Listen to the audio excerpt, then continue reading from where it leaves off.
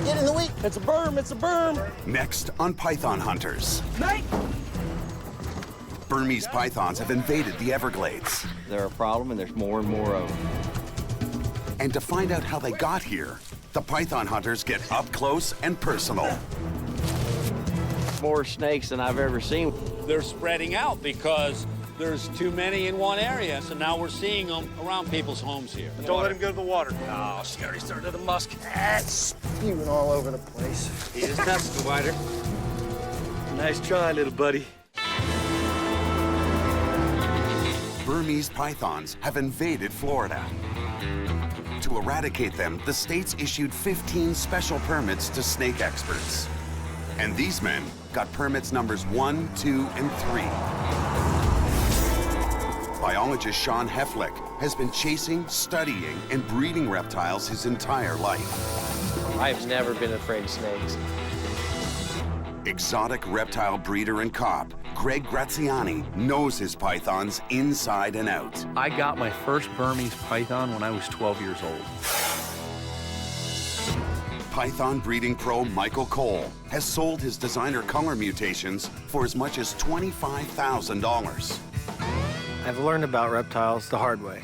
I didn't go to school for it. It was a passion.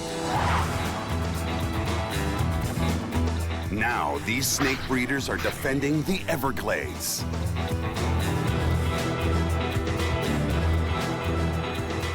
They are the Python Hunters.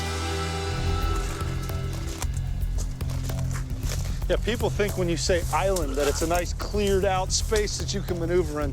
I don't think they really catch the grasp of these tree islands out here. Oh, well, they're thinking palm tree, margarita. I'm thinking palm trees and margaritas, but I'm not finding it.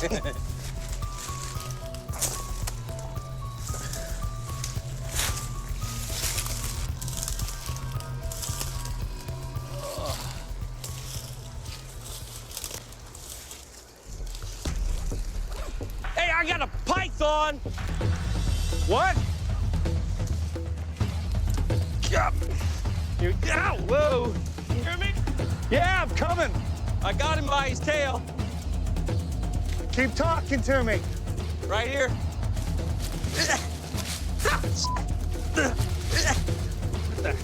What's the quickest way to you? He is Where you hot. at? Keep He's talking. not happy. Here, Keep talking to me. right here. Wait. Oh, there he is. I told you I was kidding. Look in his eye. Watch. He just tested the wider. Yeah. Came across that thing and it bolted, just trying to get away. And I laid my hands on it, and when it realized it couldn't get away, came back at me trying to defend itself, and a little too close for comfort. Nice try, little buddy. His teardrop comes up over his eye. Yeah, that's strange. That's real strange. I mean, his right side is normal, no pigmentation. This is a Burmese python. It's originally from the jungles of Southeast Asia, but since its accidental introduction here in the Florida Everglades, it's reproducing at a fantastic rate. This top predator's appetite can threaten the fragile balance of the Everglades. This vast subtropical wetland is only a few meters at its deepest, but it's also home to hundreds of species, including 40 listed as endangered. The berm thrives here because its tan background with brown splotches and black outlines allows it to blend seamlessly into the habitat. And it needs to. They are opportunistic carnivores that lay in wait for their prey. Let me get a ground temp, because that's the only thing we need. A ground temp and a GPS. Head temp first. Okay. Head temp is right at 80. And the ground temp is at 66.8. The temperature of the python and its surroundings are key pieces of data for understanding this cold-blooded animal's needs and habits. Weird little snake. I came out through here. He was heading this way out of the sun. So I may have just spooked him out of that sun. 9. Mosquitoes are good in here. Yeah, I got no bags either. I haven't restocked. I got bags. I got bags. I don't know if I hit myself in the eye coming through there or what. Maybe I burst a blood vessel trying to get through that. You saw how close he came to grabbing me on the testicles. The one before that, when I laid my hands on his tail and I yelled, I was kind of half distracted because I was calling y'all. Right. And I turned around, there's a gaping mouth like Is that what you yelled? I'm not kidding. yeah, 3 inches from Yeah. from the goods. Got the temps Let's get him out. in here. I got bags, you got bags? Yeah, mosquito. He thought it was a snake. No, I didn't think it was a snake. I knew you were hitting me. Yeah, but I got evidence. I saved you. That was a malaria carrying mosquito. I saved your life. We got a long airboat ride home. The Burmese python isn't only a threat to the balance of the Everglades. Rightly or wrongly, it's also seen as a public safety issue. I know there's huge hysteria because these are snakes. The fear that they've invoked in people is devastating. I don't have a snake. I don't want a snake for a pet. I don't like any particular snakes, to be honest with you, especially ones that are bigger than myself. The state of Florida has become the unwelcome home to dozens of foreign animals that can pose a threat to the Everglades. From the fire ant, to the cane toad, to the green iguana. But of those, the Burmese python is perceived as enemy #1. Official estimates range from 3,000 up to 100,000 Burmese pythons breeding in the wild. I think that's an interesting thing. This one piece will make 52 layers. Watch on mobile devices or the big screen. All for free. No subscription required. No wild Burmese python has ever attacked a human. But South Florida residents remain unconvinced the giant reptiles are docile. They're getting closer and closer to residential areas, and to me, that's alarming. When the rats and the rabbits run out, it's going to be small dogs and hopefully not a child. Burmese pythons frighten the suburbs of Miami and create potential havoc in the Everglades.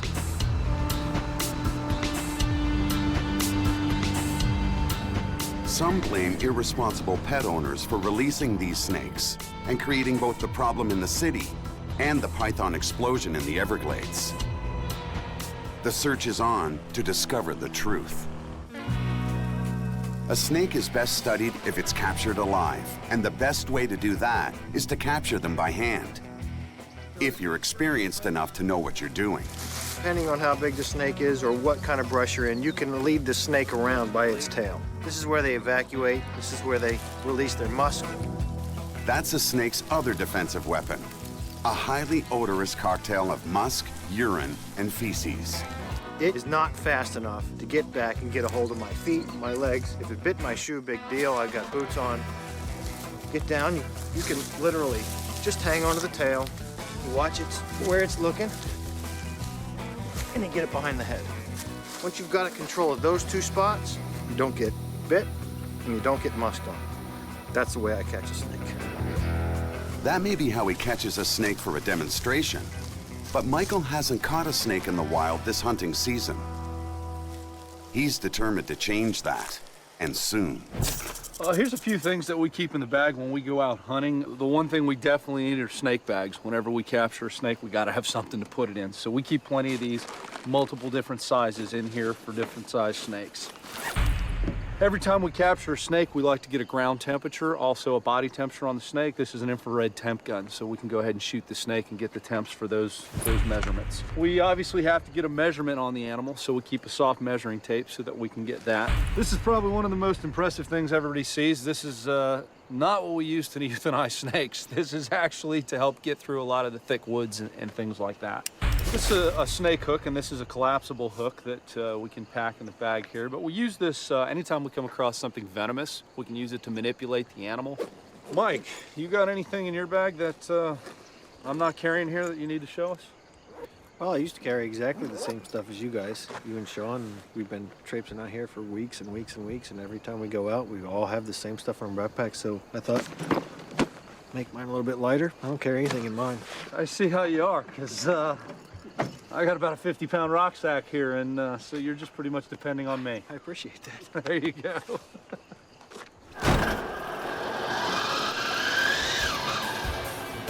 Smooth as silk.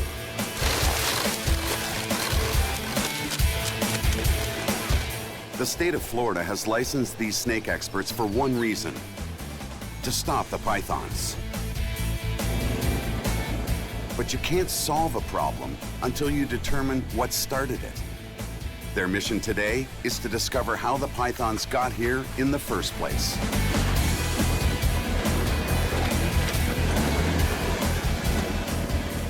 No one knows. My colleagues, the biologists, and the local media and the politicians, we don't have any idea what's really, truly going on in the environment. Surprisingly, little is known about Burmese pythons in the wild. Theories on how they may impact the Everglades are educated guesses at best. Every python they catch provides much-needed data. Bright day, sunny. The hunters start at a site where pythons have been recently reported. They first check in with the dispatcher at the Florida Wildlife Commission. This is Michael Cole, python hunter. Yes. Yes, we're gonna do a hunt this morning. Permits number 1, 2, and 3. Thank you. Bright day, sunny. It's a good day. I think we'll do well today. Spot temperature readings indicate the rocks are warm enough to attract basking snakes. 106.8, that is insane. When hunting for cold-blooded animals, temperature readings are key. Burmese pythons need to use the sun to control their body heat. A lot of little game trails through here. This is a perfect little haven. Yeah, no doubt, no doubt.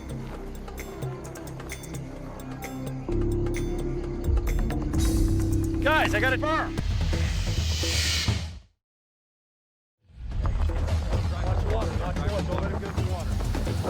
Grab the hook, other side, Greg. Hang on, let's get her away from the water. She's not happy. Oh, she already started to musk. She get you? Yeah, a little bit. There we go. All right. Well, that's a good-looking snake. That is beautiful. It is nice. This is this is a typical wild-caught specimen. A little thin. Yeah, this is the size we're finding. Although this is the average size. I mean, we come across, you know, the 14-footers maybe a little every once in a while. But what do you think? You guys want to take guesses on this? I'm saying 9.5.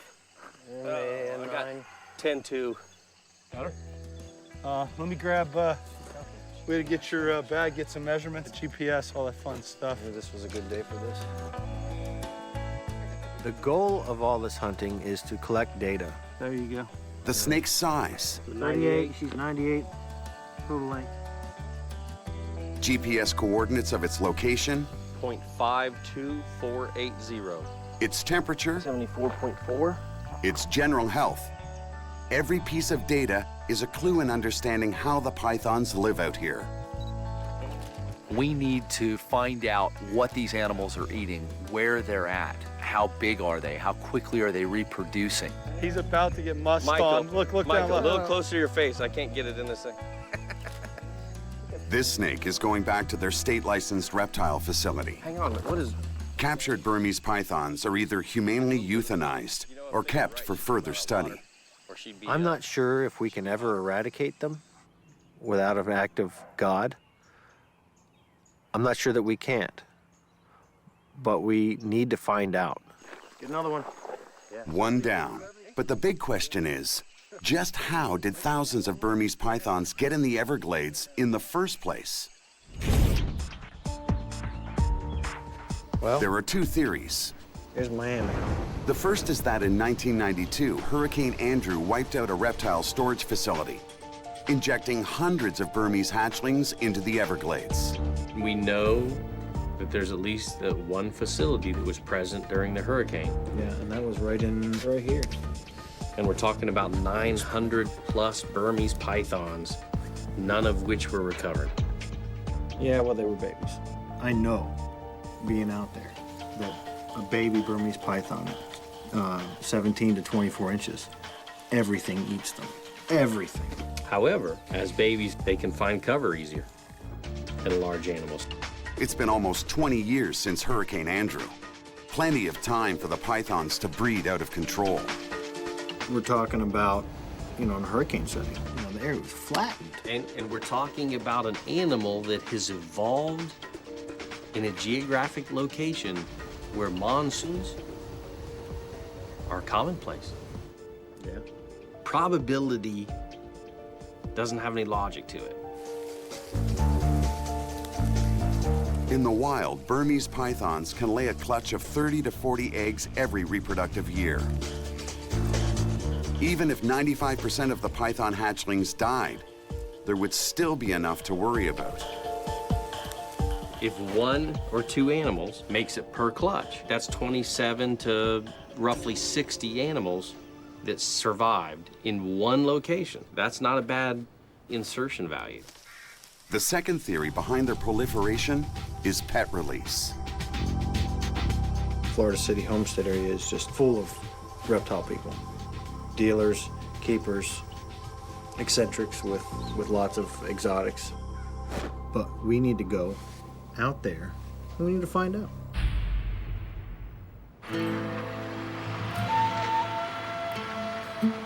It's South Florida farmers who often have a front row view of the extent of the python invasion.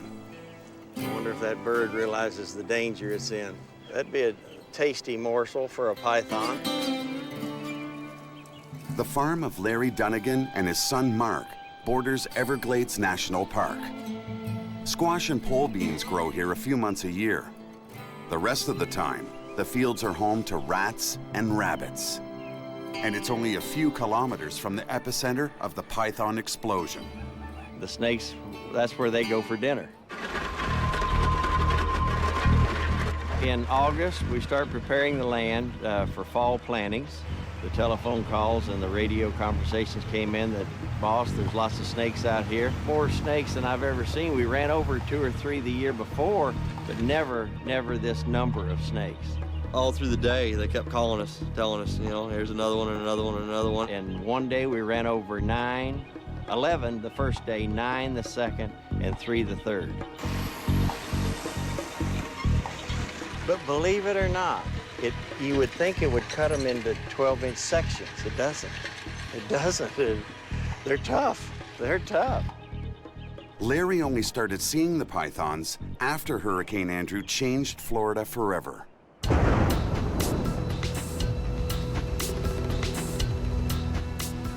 Hurricane Andrew, a Category 5 massive hurricane, it was one of the most horrific, horrendous storms we have seen in decades. Swept right across South Florida and literally decimated and flattened anything and everything that was in its path. One of the things that was in its path was at least one breeding facility and wholesaler that contained hundreds of Burmese pythons. This was used as a reptile warehouse back in 1992, just prior to Hurricane Andrew. Lieutenant Pat Reynolds is the Florida Fish and Wildlife officer who inspected that python facility just weeks before the storm. As you can see, the flimsy nature of the plastic-coated roof, the wind's blowing it. Inside this plastic warehouse of reptiles are these snakes stacked like this just prior to Hurricane Andrew. And when Hurricane Andrew came and took everybody by surprise, we had no idea this storm was going to come and get us or what magnitude it was going to be. These guys didn't even think about removing what they had in here. So what they found out when they came back, nothing was left. Not a pipe structure. Obviously, all this plastic blew off. 200-mile-an-hour winds just shredded that stuff. These things are all stacked. The wind comes and just throws them like Frisbees out into the Everglades. Lucky for the pythons that they landed in a subtropical climate with a lot of food, plenty of water, just a great all-around ecosystem and habitat for those pythons to survive. Of course they're going to get picked off by predators. Parasites might get some. But what's the chances out of thousands of animals that something might survive? I think it was pretty good.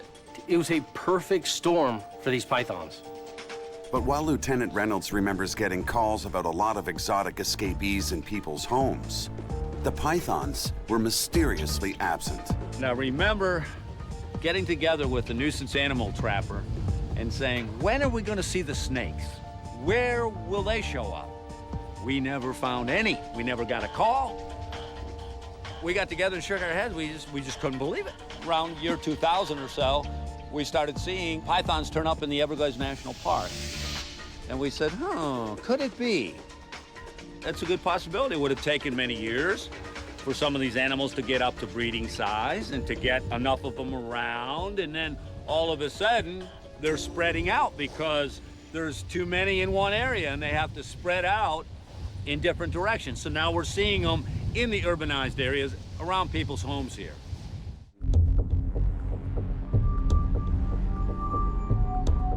A few kilometers north of the area where the storage facility was destroyed, the swath of wild lands between the Everglades and the surrounding communities is prime hunting territory. Michael is still waiting to catch his first berm of the season. And there's rats everywhere. That's about 6 I've jumped up already. Find me one of the gutted python. Then we're talking. I think I pretty much have to, don't I? Yeah. No pressure, Michael, no No pressure. pressure, no pressure. Sean and I are very competitive. Right now, he holds the number for the most captures. I hold the number for the largest capture. You know, and we argue which one holds more weight. And these three guys all want to be the first on any snake they see. I mean, no pressure.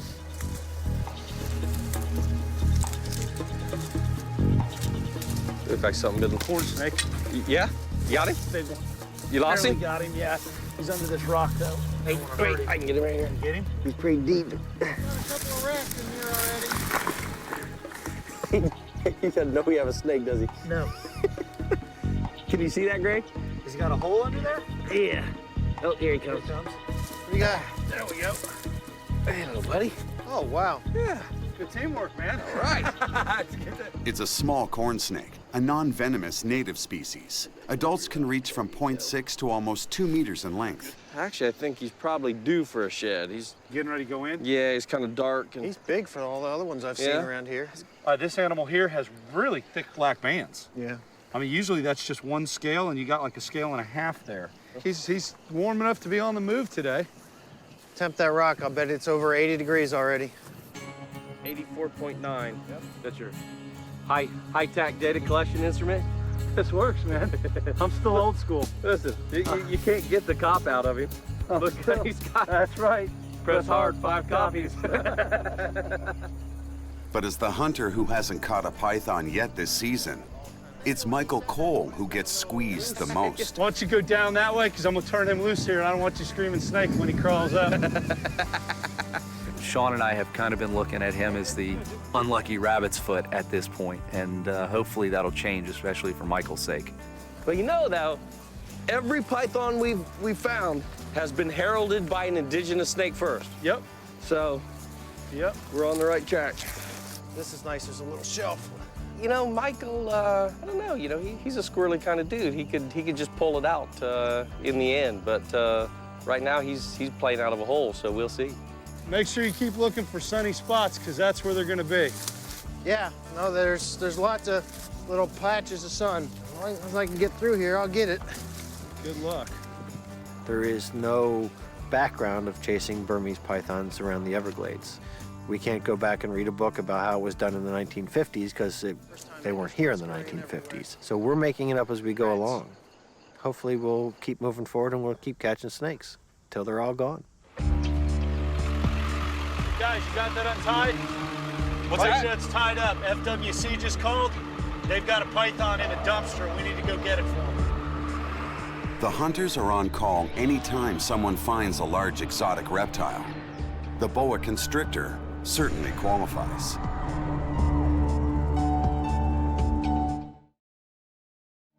He believes it's going to be a common boa. He says it may have been hit by a car. It's got some injuries to it, so we're going to have to check it out when he gets here.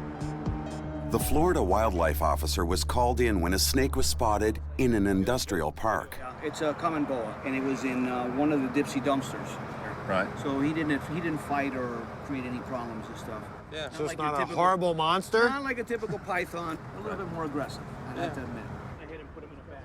You know, sometimes when we get called out to capture a loose python, sometimes it's in an urban setting very close to where the wild population is. As soon as we get our hands on that animal, we can tell whether it was an escape/release or a wild animal. Those wild animals, as soon as you put your hands on them, they try and defend themselves. They strike, they bite. The captive animals, you can pick them right up and normally put them in whatever container you need. Actually, looks like he's been chewed on a little bit. But this actually went to the spine. You can actually see vertebral column. Yeah. Wow. This abandoned pet has none of the skills needed to survive in the outside world. Its injuries will probably prove fatal. I mean, these really are spectacular animals. And, you know, it's disappointing to see one in this condition. Yeah. Are they from believed to be a wild population or some captive animals that were let loose, or what do you think? We believe that it's captive animals that have been let loose. Okay. The hunters have found that released pet snakes discovered in urban areas seem to be more often victims than dangerous wild predators. You guys got all the, you know what? Let's do this night hunt.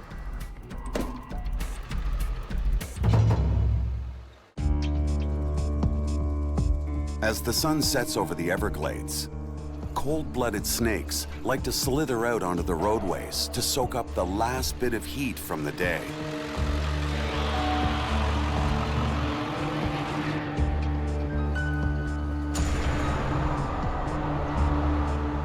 So this quiet, warm road near the Everglades should be an ideal place for the hunters to find pythons. Snake! Where? Yeah, get it. All right, there it is. Get it. What? Got him? Oh, yeah. Look at that. Nice banded water snake. Look at that pretty little animal.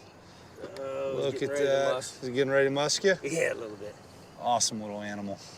Look at that tongue action. He's not bad. This lights off here. He's healthy. Hey, beauty. Yeah. Hey, beauty. Look at that belly Nice color. coloration on the belly there with the reddish-brown checkers. Nice banded pattern. People mistake this animal for the Florida water moccasin or cottonmouth. And, you know, the juvenile cottonmouths have a banding pattern like this. But if you know your snakes, these things look nothing like a cottonmouth. The head is a lot smaller, no brow ridge. But, you know, thousands of these get killed every year because people think they're water moccasins, which is really unfortunate because these are great snakes.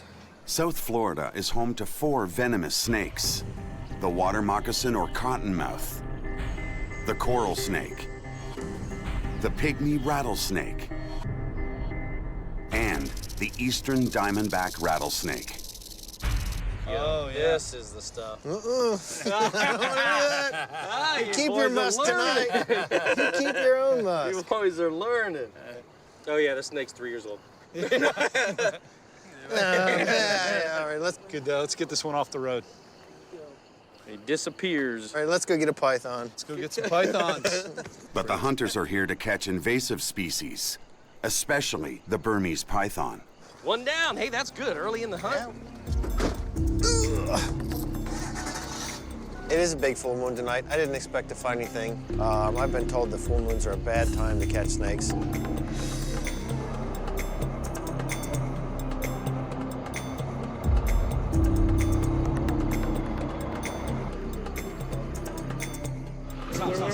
Snake. Where? No, to the right. Let's get in the wheat. What do you got? Went in. Get in there. Get in there. It's a berm. Yeah. No, he's not huge, but it's a berm. They're moving. Driving, lights are bobbling around, and I wasn't sure it was a snake. I saw a break in this white line along the road. You know, wasn't positive until the break in the white line disappeared, and then I knew we had a snake. The ones that we're finding in the Everglades, 2 things happen when you come across them. They run, and we try to catch them, or they stand their ground and they bite. And when they do, it hurts. This is a magnificent representation of one of these smaller Burmese pythons. What happened to calm, Snake Whisperer? As soon as she realized that was warm, that was a defensive bite. Totally defensive. And she's real nervous right now. This animal is not aggressive, it's defensive at this point. This animal is trying to get away from the situation that it's in. Oh, yeah. The typical adult size of berms in the Everglades is 3 meters for males, 4 meters plus for females. We get this tape measure right here at exactly 54 inches. This snake is just half that size. I say he's warm, but he's been around your hand. Look at that, look at that. Oh, he's like so close. Yeah. So close. So close, wants a piece of you. Come on, little girl. It's all right, girl. She's gonna take advantage, isn't she? So you got 2 rows on the outside and the top, 2 rows in the middle, and then 2 on the lower jaws. These have approximately 100 teeth inside this mouth, and they're all needle sharp. And it's all covered by this flesh, real soft flesh that pulls back. And when that animal sinks those teeth in, those teeth are curved backwards so that nothing can get out of its mouth. That's what they do. They're opportunistic. They sink their teeth into that prey item, and they hang on to it. That's leverage. Then they wrap the coils around it, and they suffocate their prey. But she's got heat-sensing pits all around the upper lip. And when she senses that body heat, she can tell this is another animal. They say that man has never invented anything. They have always taken from the natural world. And this is a prime example. Same temperature gun we just used to capture the temperature on the road, on the ground, and on her head to see what the differential was. That's an IR, infrared heat gun. That is the exact same mechanism that this animal uses. The bigger the animal, the harder she'll strike. But the quicker she'll have spent all her energy. You know what? I know we've all seen thousands of these animals. They're just beautiful. But how can you not just continue to look at them and not be just in awe? Bring my kid out. After a few minutes on the warm pavement, she rebuilds her strength and is ready to strike again. These animals. All right, let's bag her. You're trying, I know. I didn't do that. Come on now, baby. Y'all blame me for all kinds of stuff. I was being nice. Well, you know, Greg got himself bit. I had nothing to do with all that. Yeah. Good catch. All right. Good to see, man. I was looking at the shadow on the left. Ooh, she put out a lot of musk. And I can smell that musk from back here. Yeah, right. Stop lying, Michael. That's you. All right, y'all set, Mikey? Let's get him. All right, you're the eyes up top, man. Let's find them. That's 1 snake each for Sean and Greg. But Michael's still looking for his first.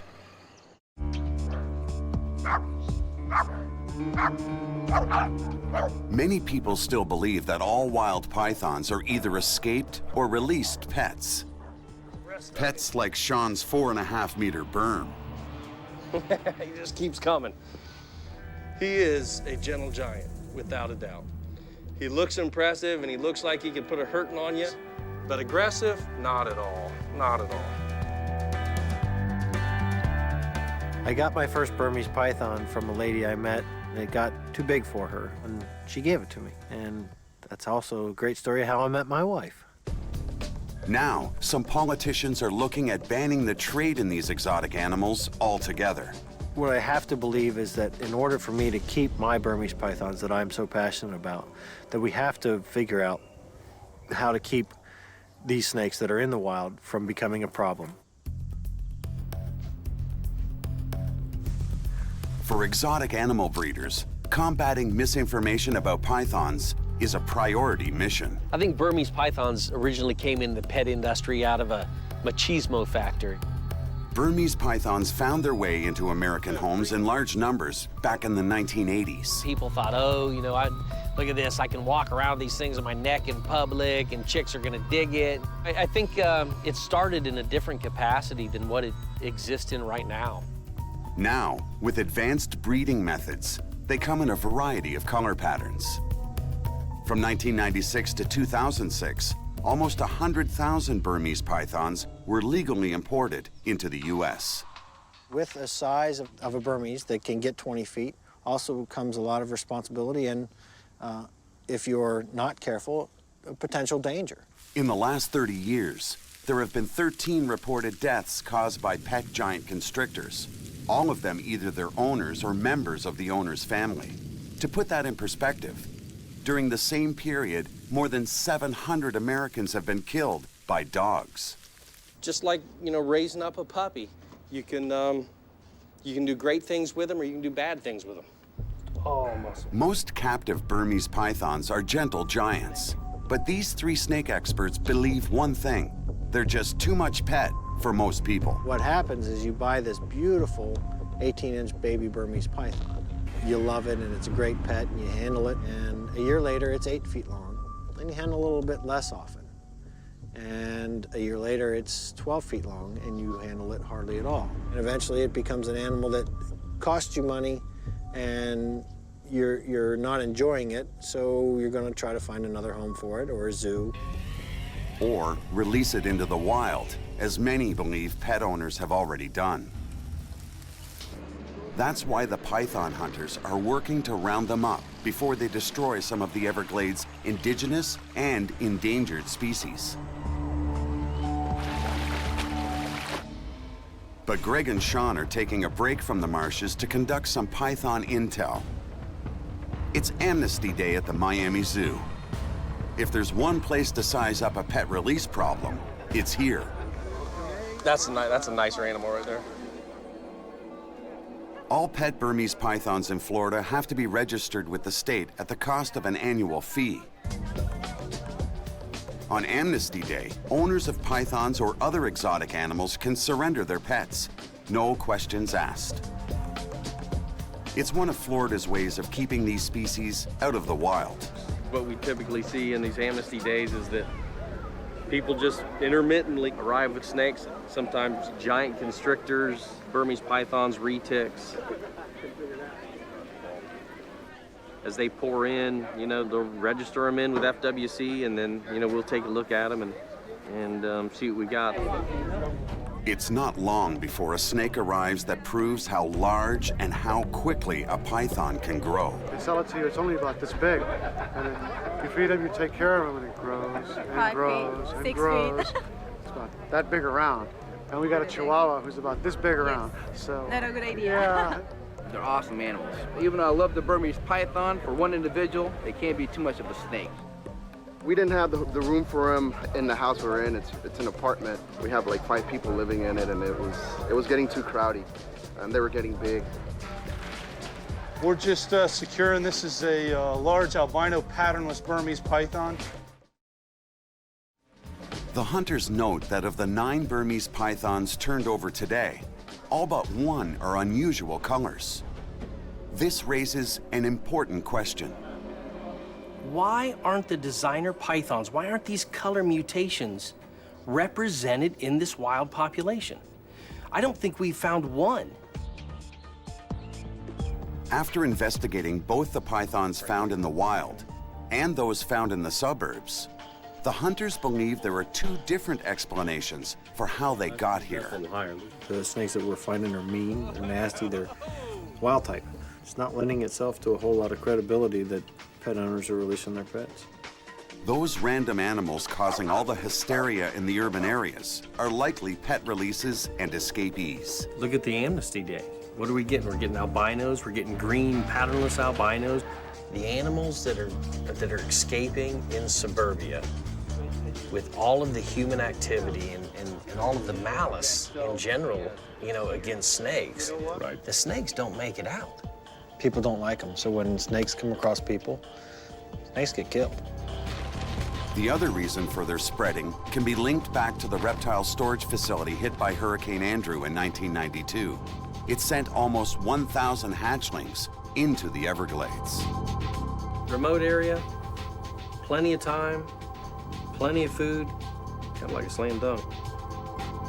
A genetic study of the animals in the Everglades shows they're closely related. Sean finds that many of his fellow biologists are convinced once they see the data. A lot of the people that started off as, oh yeah, it's pet trade, it's pet industry, it's them releasing their pets wantonly into the wild, have now, when faced with this new data, they get it. They understand that it all points to Hurricane Andrew.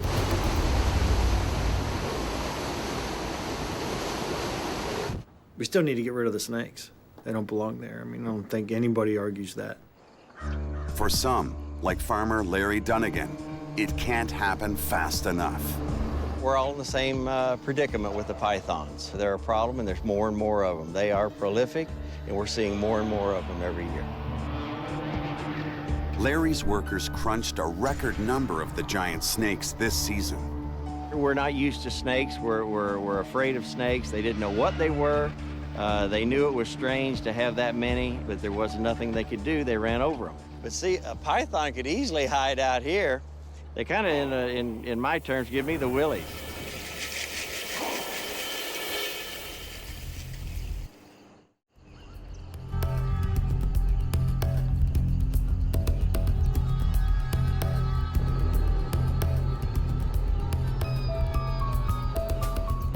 The red-shouldered hawk just took off the road with a snake in his talons.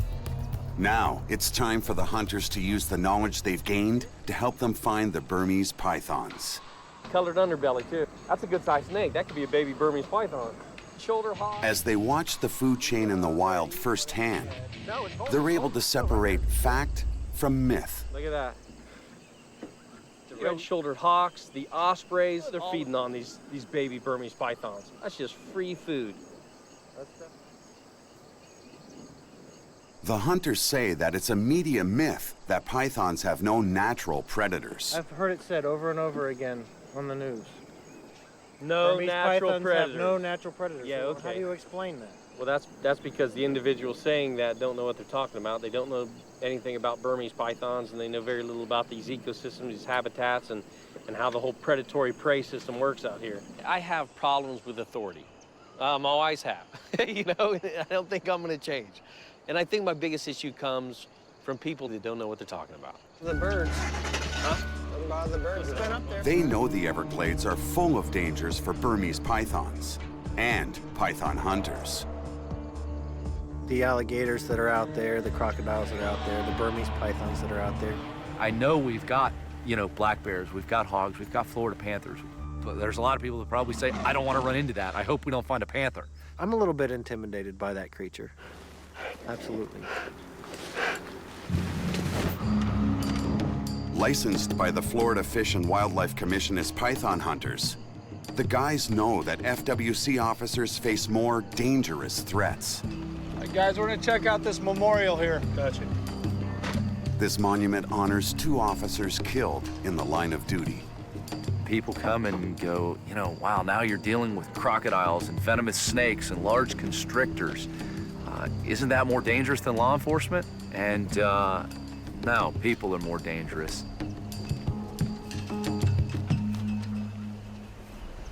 Yeah, this has got to be one of the most dangerous jobs out here. I mean, every time one of these officers approaches somebody, 90% of the people they approach are armed because they're either hunters or poachers out here.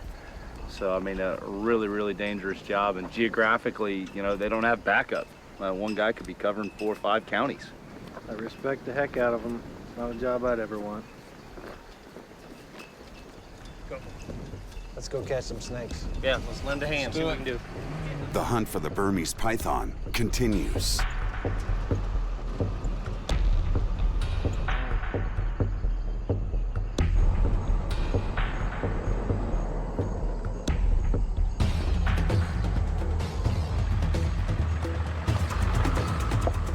Snake!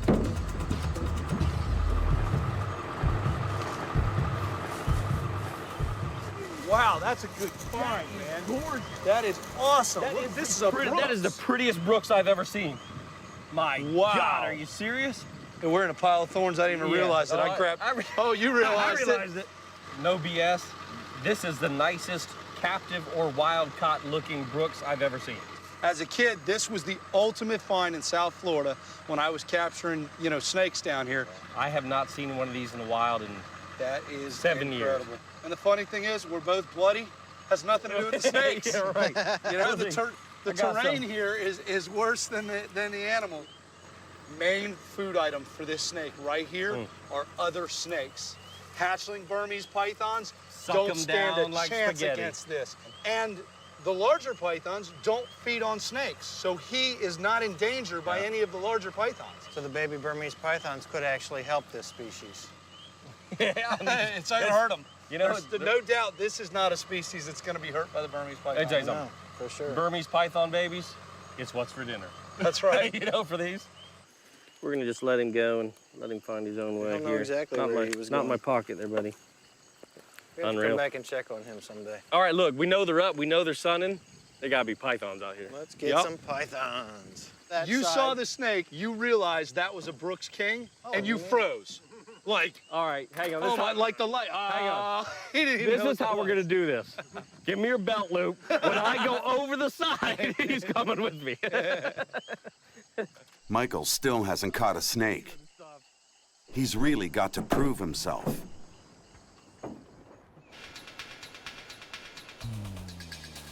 The wildlands around the edge of the Everglades are not only ideal Burmese python habitat, but the many trails make it more efficient for python hunters. There's another game trail over here. Which means Michael really needs to find a snake. If you don't find one soon, we have to come up with a sacrifice to the snake gods. And I mean, you know, it makes the decision pretty easy. I got a sharp knife too, buddy. Just stay back.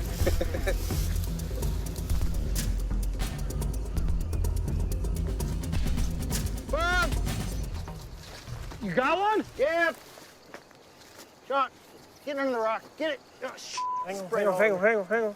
Don't let it Hang get on, under the rock. No. You got it? That's spewing all over the place. Ah! You got him? Yeah.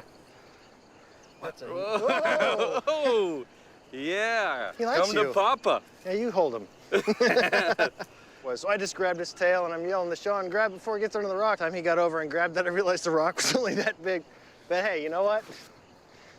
I won't be quite as excited next time, but this one was good. That is a great snake. Let's get him us out, Let's get him out up in the on open somewhere.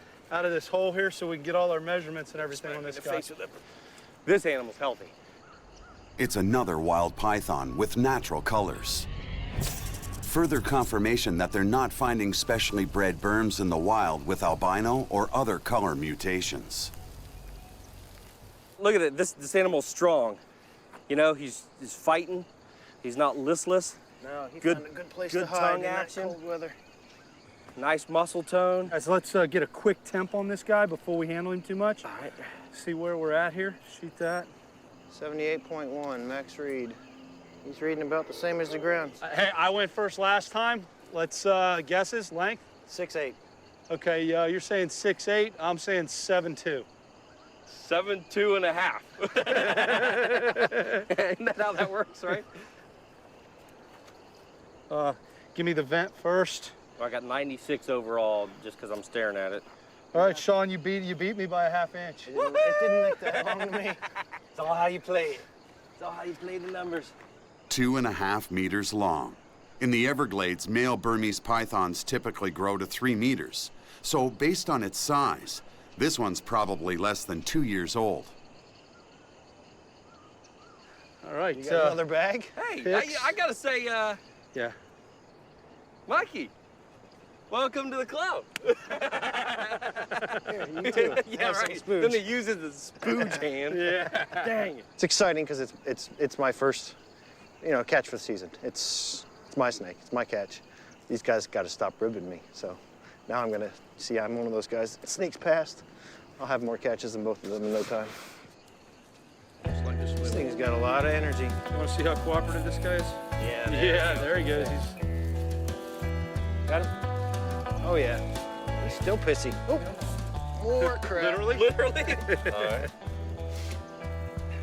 And Yep.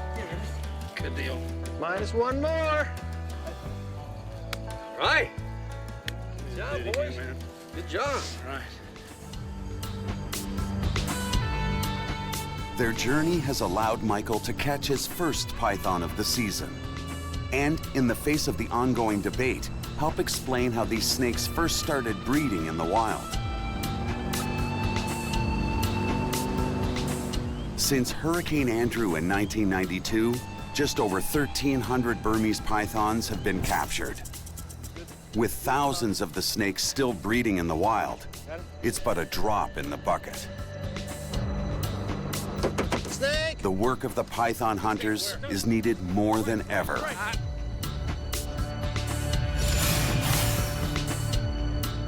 So while a few escaped python pets will continue to harass the suburbs, there's no doubt that a serious problem in the wild remains, threatening the many endangered species in the Everglades. There's something moving up in front of us. That's the berm. That's the berm. Right there, Greg. Get there.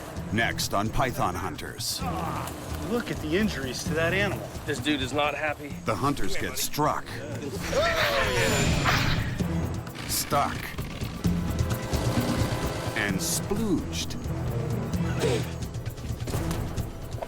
Trying to uncover how a once-in-a-lifetime weather event This is not looking good for the berm. could impact the python population in the Everglades. Something was eating it alive. Burmese pythons have invaded Florida. To eradicate them, the state's issued 15 special permits to snake experts. And these men got permits 1, 2, and 3. Biologist Sean Heflick has been chasing, studying, and breeding reptiles his entire life. I've never been afraid of snakes. Exotic reptile breeder and cop Greg Graziani knows his pythons inside and out. I got my first Burmese python when I was 12 years old. Python breeding pro Michael Cole has sold his designer color mutations for as much as $25,000. I've learned about reptiles the hard way. I didn't go to school for it. It was a passion. Now, these snake breeders are defending the Everglades.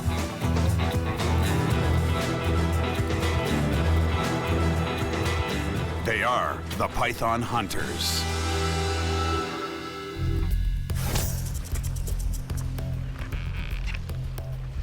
Recently, reports of python sightings have fallen off sharply.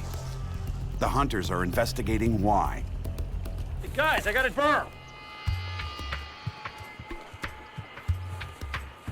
Bad shape. Oh man, something's been eating him. He's alive. Oh, he's very much alive. Look at that. Ah, look at the injuries to that animal.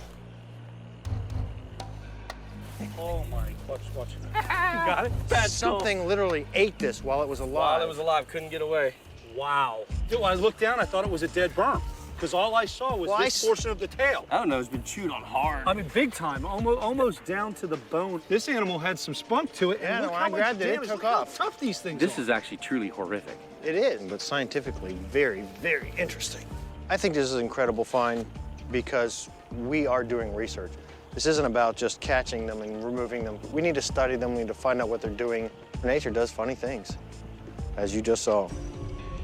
This python could have fallen victim to one of the Everglades' most notorious scavengers. Is this animal bite, Sean? If you look at the beaks on vultures, they're tough. I mean, they are designed to rip flesh. See this? Boom. That's boom, a mouth. Yeah. boom, boom. That's chunks taken You out. know, just chunks after chunks. I will lay money that when this thing was cold in a catatonic state almost, Something was picking it. something just came up and was eating it alive. I want to measure the width and the length of the injuries. Yeah. And placements. He's all messed up. I'll be honest with you. I'd like to actually set him up and see how well this animal would survive. With all those scars? Yeah. An animal to sustain that kind of wound and survive is amazing. Head temp is 80.8. It's been laying there for the last 15 minutes, warming up, catching the sun rays, and now it's got enough energy to try to get away again. Look at that. It's ready to go. You gotta get it. You gotta bag it up. You know, with the severity of those wounds and the fact that there was no necrosis and it had already started to heal itself, that's a good indicator that these animals are resilient. You know, there's a lot that either the environment or man can dish out to them and they can survive it. One more gone from the Everglades.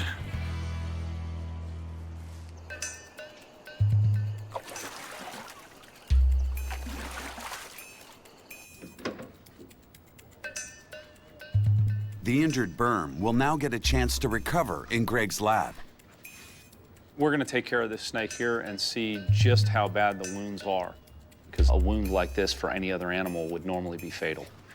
If this animal is able to survive, it's going to let us know that they are a lot tougher than we believe. The Burmese python evolved in the full tropical climate of Southeast Asia, and it seems to have trouble adapting to Florida's colder weather. The difference between a cold-blooded animal like this Burmese python and mammals, which are warm-blooded, is this animal cannot regulate its own body temperature. It has to find sunlight during the day to raise its temperature. It will seek the sun, it'll get on hot rocks or pavement, and with the coloration on this skin being very dark pigmented, it absorbs heat extremely quickly, raising the core temperature of this animal. Once that occurs, this animal has the energy to defend itself, hunt, digest, and have its immune system work properly. Up until now, the South Florida Everglades has proven an ideal territory for the invasive Burmese python. It's kilometer after kilometer of hot, humid, perfect snake habitat. Originally from the jungles of Southeast Asia, the pythons easily travel through the shallow waters of the glades. Perfectly camouflaged, they can disappear into the grassy landscape, ready to ambush one of dozens of local prey species. The hunters want to know what left this highly evolved predator so defenseless that it could be nearly eaten alive. They have a hunch. Florida is experiencing some of its worst weather in almost a half-century, a cold snap. The coldest winter in 30 years means temperatures up to 20 degrees below normal. Crops are freezing on the trees. Cold-blooded animals like snakes are especially vulnerable. Without warm shelter, they risk dying of exposure. And the weather isn't just threatening Florida's alien species population. According to state officials, it's also having a catastrophic effect on native and endangered species. We have 1,000 manatees that were killed. We found 100 crocodiles, American crocodiles, in their native habitat down here in the saltwater, edge of the saltwater, were killed. The bonefish, the beloved bonefish you go fly fishing for, dead by the thousands. We had to put a closure on snook and tarpon and bonefish. The cold weather's upon us. It's dipping down, pretty quick now that that's sun setting. We had animals out getting the sun, but once the sun gets off of them, it's just too cold, Sean and his son Thorn rushed to get their exotic animals under cover.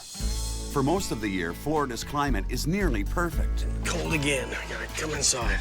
For animals that evolved to live in tropical forests, like the Burmese python. But the short winter here can be hard, and this one is the worst in 30 years. Cover the tortoises up, get them in their hay. Thorn grew up surrounded by cold-blooded creatures, a willing and able assistant sharing his dad's fascination with reptiles. They're from Africa, so they typically burrow down where the cold weather can't get to them at night. So we have to cover them up with hay and a blanket. Got them tucked in? Mm-hmm. Thanks, I appreciate it. Now everyone's speculating what the impact of the cold snap has been on the invasive Burmese python.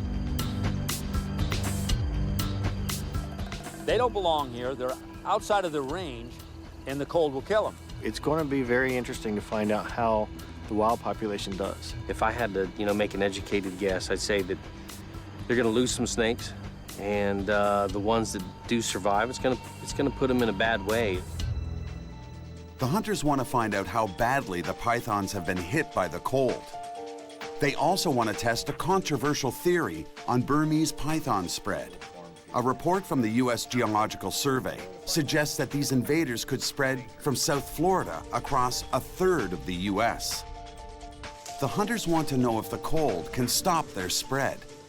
For if the pythons can't survive this, then there's little chance of them surviving further north.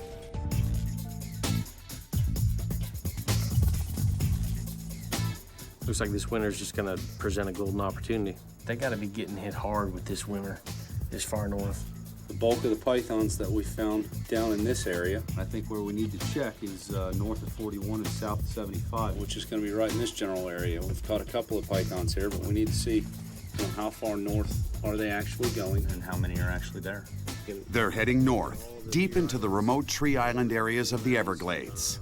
And to get around those parts, they'll need help. Let me give a call to Captain Sean, see if we can get the use of his airboat. He was raised out here and he's a Gladesman. He can probably knock it all out far easier than we can map it out.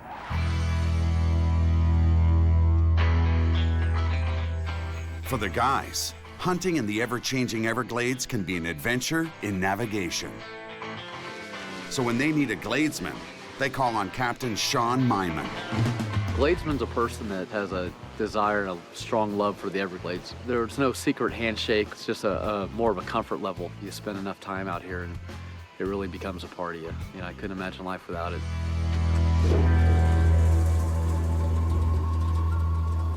In the Florida Everglades, species survival is delicately balanced. Here, animals and habitats rely on the water. It may span across 1.5 million acres, but it's only 3 meters at its deepest. The best way to traverse these marshes is by airboat. This flat-bottomed watercraft with a powerful engine is designed to skim the shallow waters. The hunters sit up high with a clear view of any wildlife.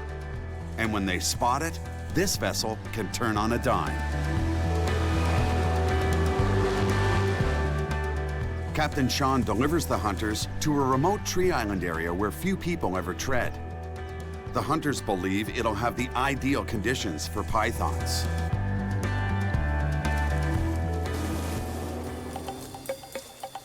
Hey man, this area over here is perfect. Look at the sunlight coming through here. But there are holes all over the place on this thing for rodents and that. Let's see what we can find on this while the sun's still hitting us. Yeah, this is nice. The hunters are beginning to wonder if any pythons survive the cold snap. Oh, what you got? Vertebrae. That's a good-sized python. That's bigger than anything we've seen so far. Vertebrae. Yeah, there's ribs all over the ground here. Yeah, look at this.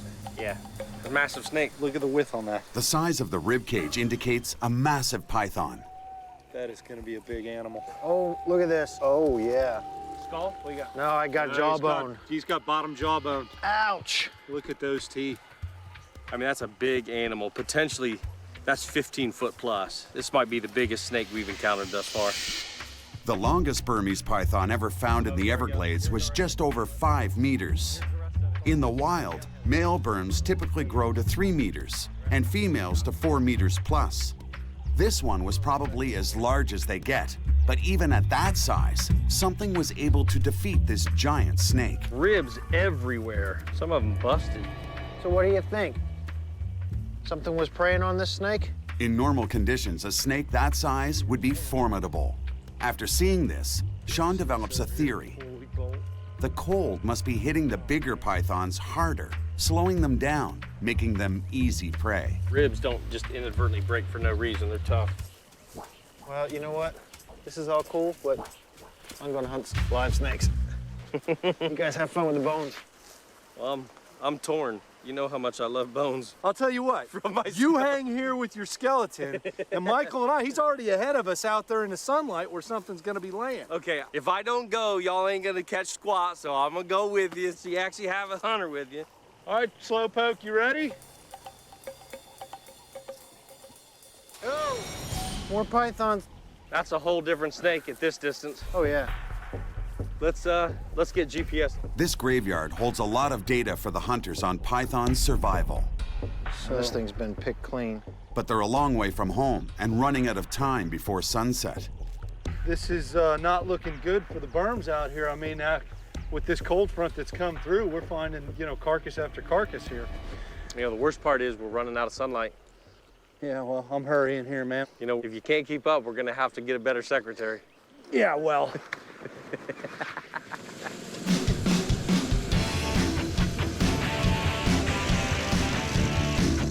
The python hunters are adjusting their strategy with the cold temperatures. They're wondering where the snakes could have gone. And to find out, they're taking deep cover. Oh, dude, go back there.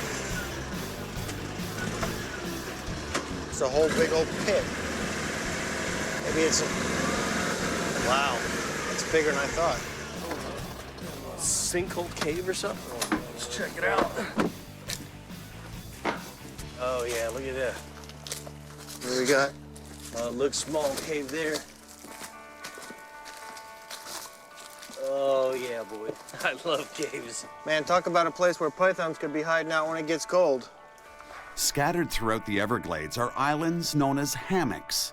Trees have colonized the top of these slightly raised limestone shelves. Wow. Incredible. But the story is sometimes below the surface. You guys aren't gonna believe this. It's just wide open. It's a beautiful cave. You gotta get down here and check this out. Oh, this is awesome, dude. Oh, yeah. This is cool. Look at these roots. This is like back in time. Let's get some temps in here. All right, we're 54 degrees there. So it's actually, you know, a little bit warmer down in the bottom of this cave. Now, I don't know how much body heat we're throwing off. What you're gonna find is that because we're underground, the rock, the walls, the dirt acts like a perfect natural insulator. This is prime real estate for snakes, man. You know, so if it's 30 degrees outside and it's 54 in here, it's over 20 degrees difference, you know, for the positive. So, you know, this makes for a great little micro refugia where they can get in and out of the cold and you know, wait for it to pass. So for those of us without the letters behind our name, can you define micro refugia? Yeah, I mean, micro refugia, you know, just like it sounds, micro, it's a small refuge. You know, it's an area where animals seek to take, you know, seek refuge and safety. So I'm looking it up. Yeah, right. No. When we get above ground, I'm looking it up. I don't believe you.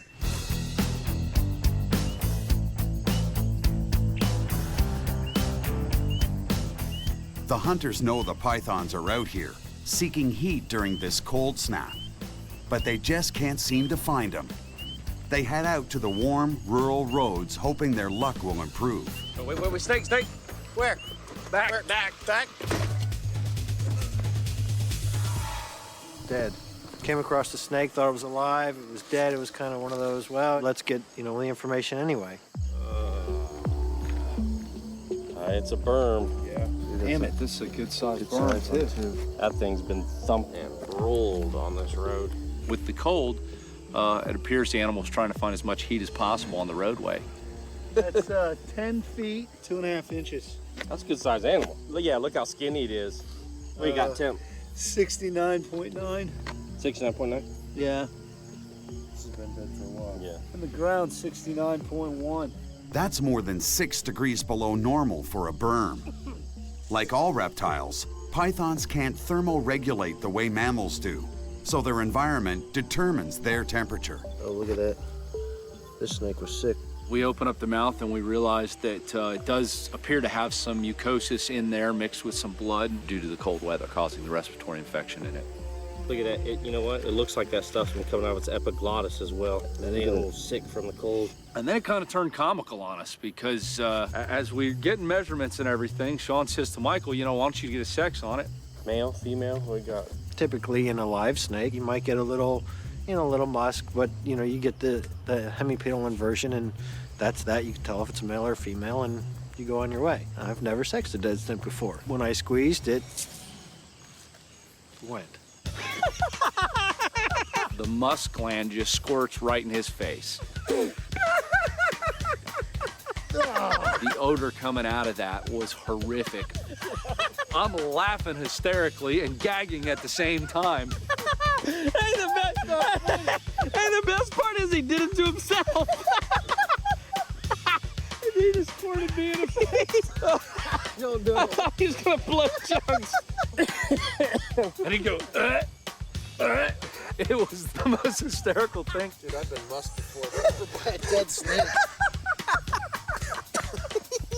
It was a lesson very well learned for me. By the taste of things, how old would you say this animal is, Michael?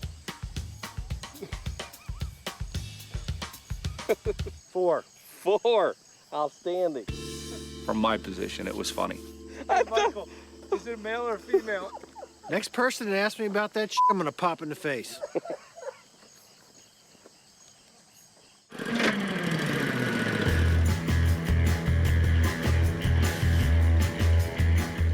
After after being splooged, Michael leaves to get the stench off his face and clothes. Greg and Sean are heading out looking for python survivors.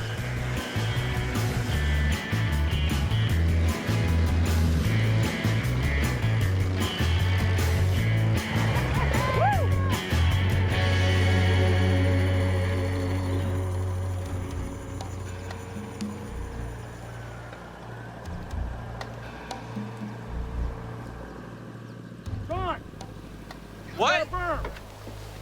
Real. Man, don't let him ditch in that water. He looks a little. Whoa. No, this thing is pitiful. This thing is not moving. He has absolutely no power. I mean, look at this. He is dehydrated. I've never seen a snake this skinny. Look at the pelvic girdle right here is sticking out on this animal. It looks like he's been mushed by a car. He is so flat. Look at this, Greg. He's like laterally compressed. He's so skinny. He's got no muscle tone. He's in bad shape. Let's see if we got any upper respiratory going on here.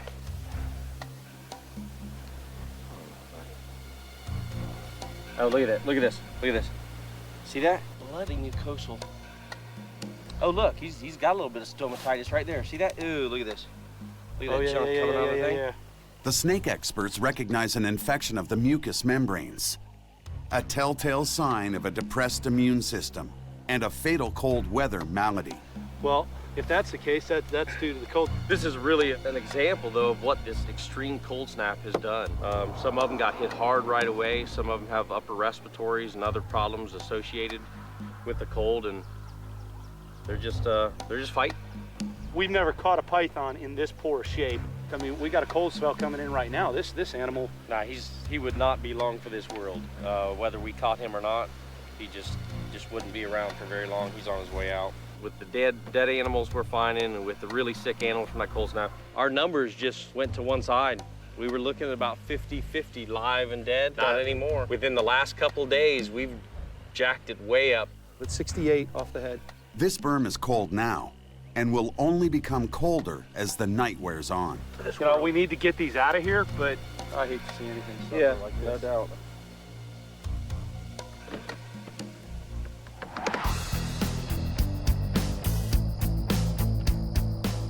As a biologist, Sean wants to know how wild Burmese pythons cope with below freezing temperatures. He sets up an outdoor study, sanctioned by Florida Fish and Wildlife, to observe 7 captured constrictors. They've got plenty of cover. They can get deep down in here. It blocks the wind, blocks a lot of the elements, takes the edge off of it, but they're not doing well.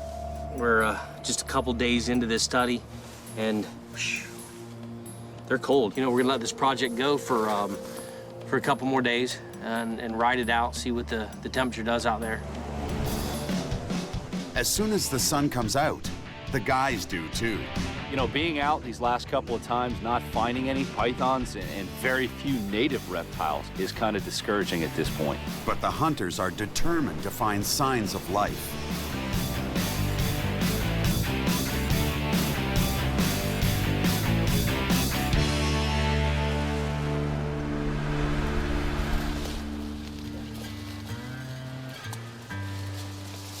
They know that morning is the best time to see any of the 29 species of snake living in the Everglades.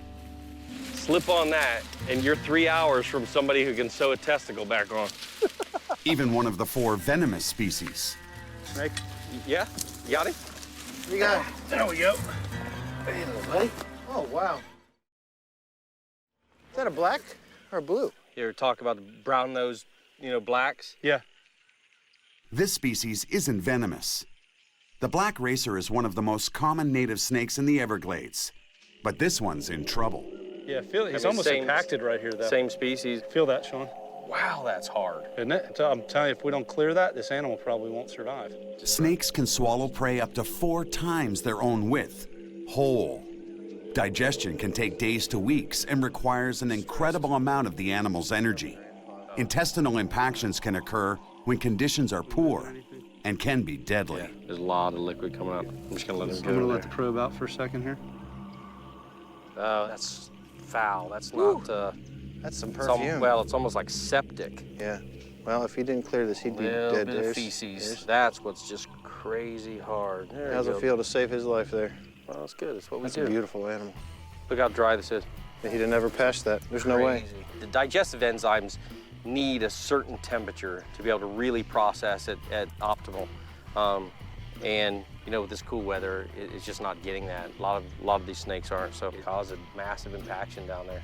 But it's clear now, so he's got a long life ahead of him, hopefully. When you look at the North American snakes, they have evolved in this environment, in this system, and they hibernate. They just basically go into a almost catatonic state during the cold months. And then when it warms up, they emerge, you know, into the warmth, into the heat, and they go through their reproductive events. Burmese python has not evolved with that capacity.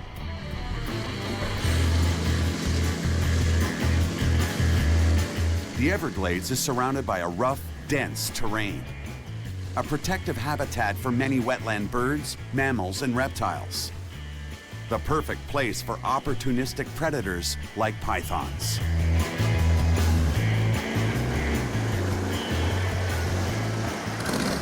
Whoa, snake right there. Where? Right here. I'm gonna ran right over. Out the other side. I was watching out your side and almost ran right over the little monster. Coming out from the Sawgrit, look at this. Look at this pile of rocks back here behind us. Oh, he might have been moving right out of there. Oh, this dude is not happy. Yeah, look at that. Let's get temps real quick before you hit him up. 84. 84, so he's been out sun a little bit. The Burmese python's ideal body temperature is in the upper 20s Celsius. He's got good muscle tone. He looks all right. You ready for a stretch? 87 total. The data they collect on each capture will help state wildlife officials better understand the extent of the python problem and how to manage it. Let's take a new data measurement we don't typically take. Let's take a girth at what we think is the widest part of the body. To show how healthy the snakes are. Yeah, let's get that. I think 1/8 1/4 right on the money.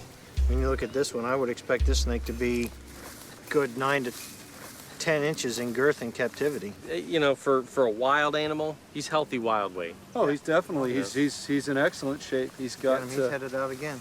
Yeah, he's wanting to cruise and grab that bag, and let's get him bagged up. During a capture, the python will expend its energy quickly in defense.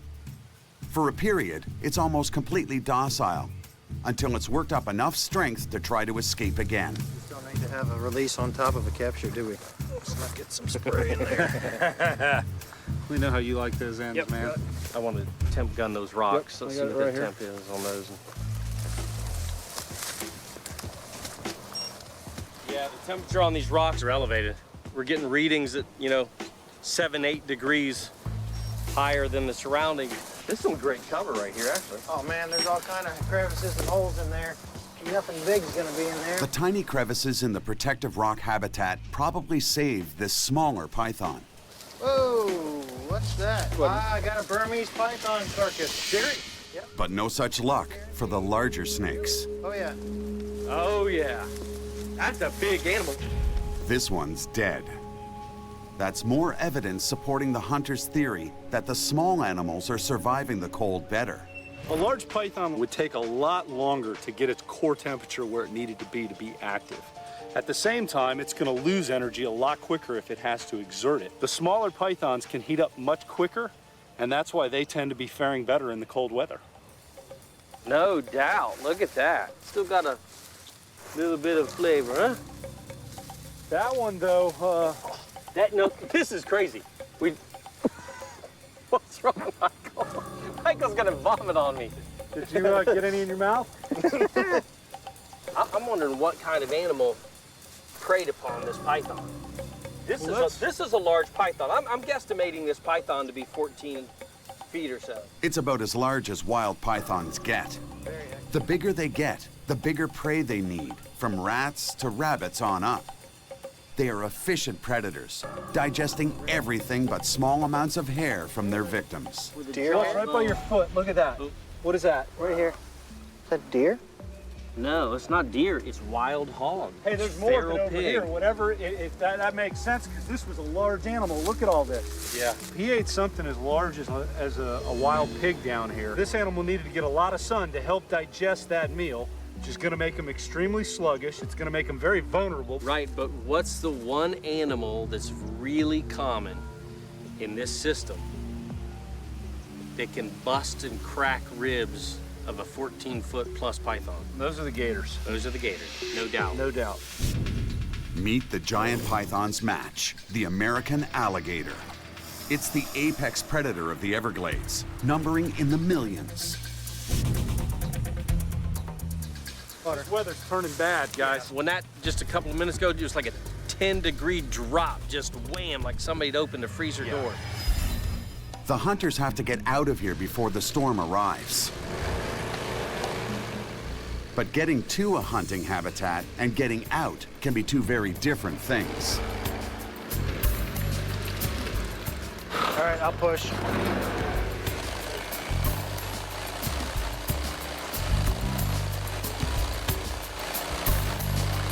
You're gonna haul ass and bust through the front of that.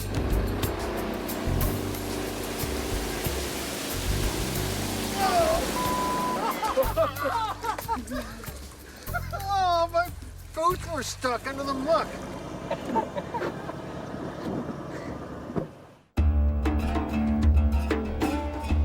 At the southern edge of the python hunters' recent hunting territory is a much busier snake habitat, the Tamiami Trail. Determined to hook a live giant, the hunters check this well-known python habitat. At dusk, this is where cold-blooded creatures lounge around the asphalt to absorb the heat from the day. John! Dead berm.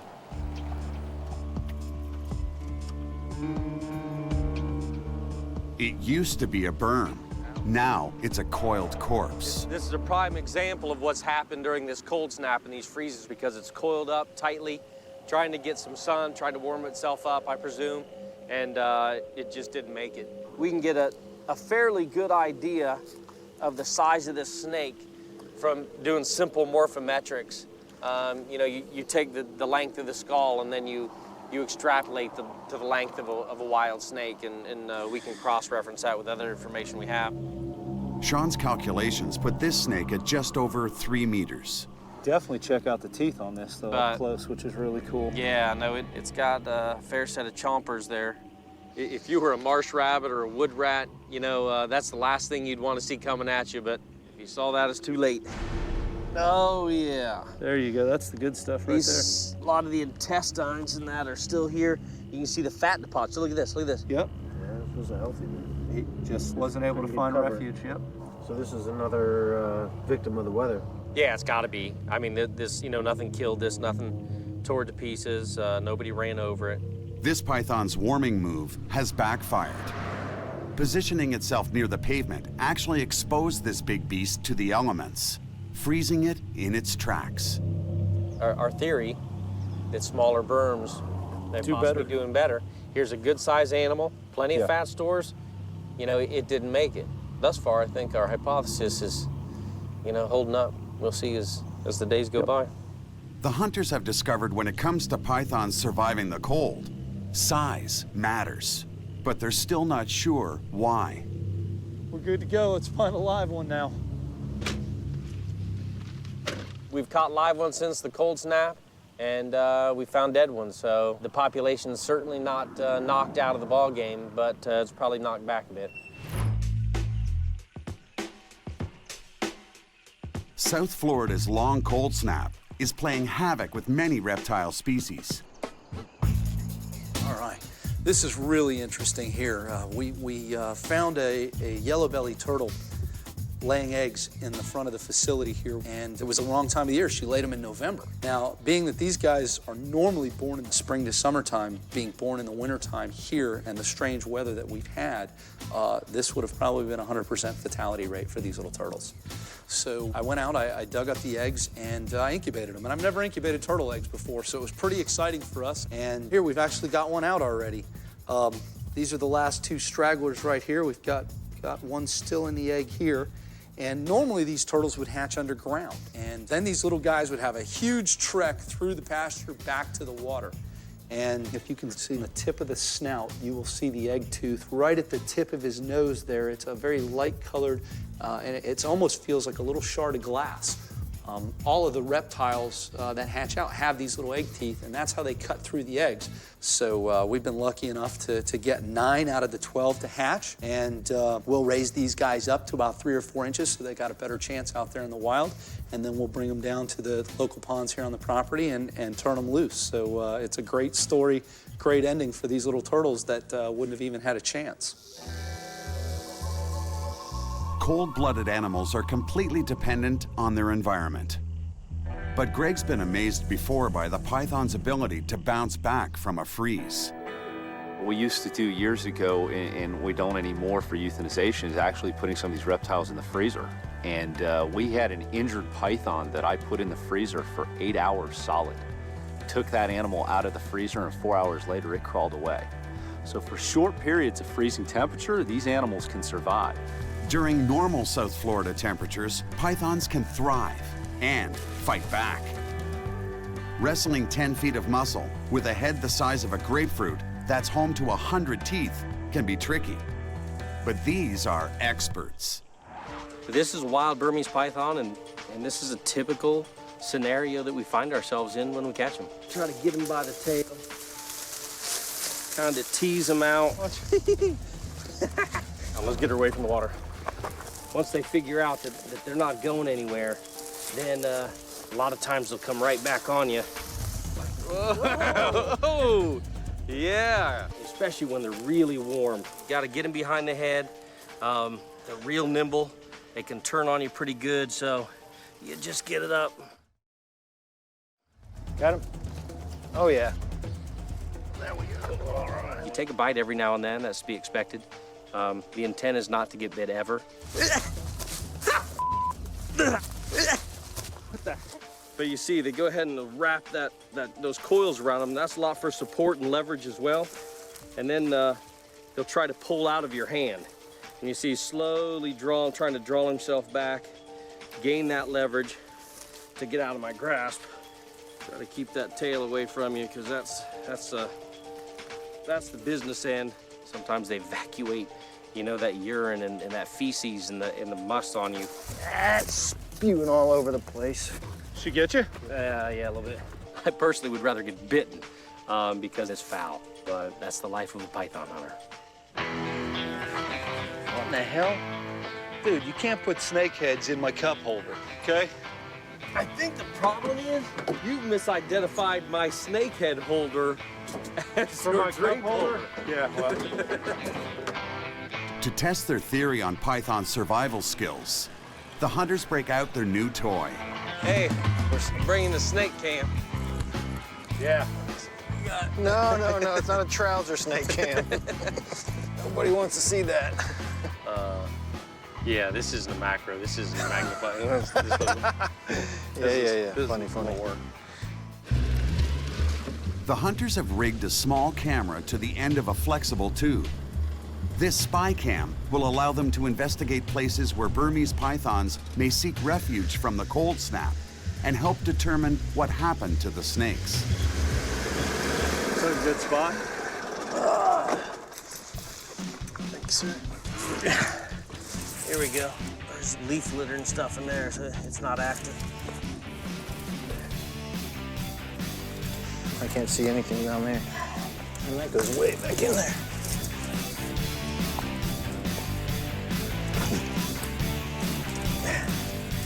Anything in there? Rodent burrow looks like, and it's all cleared out.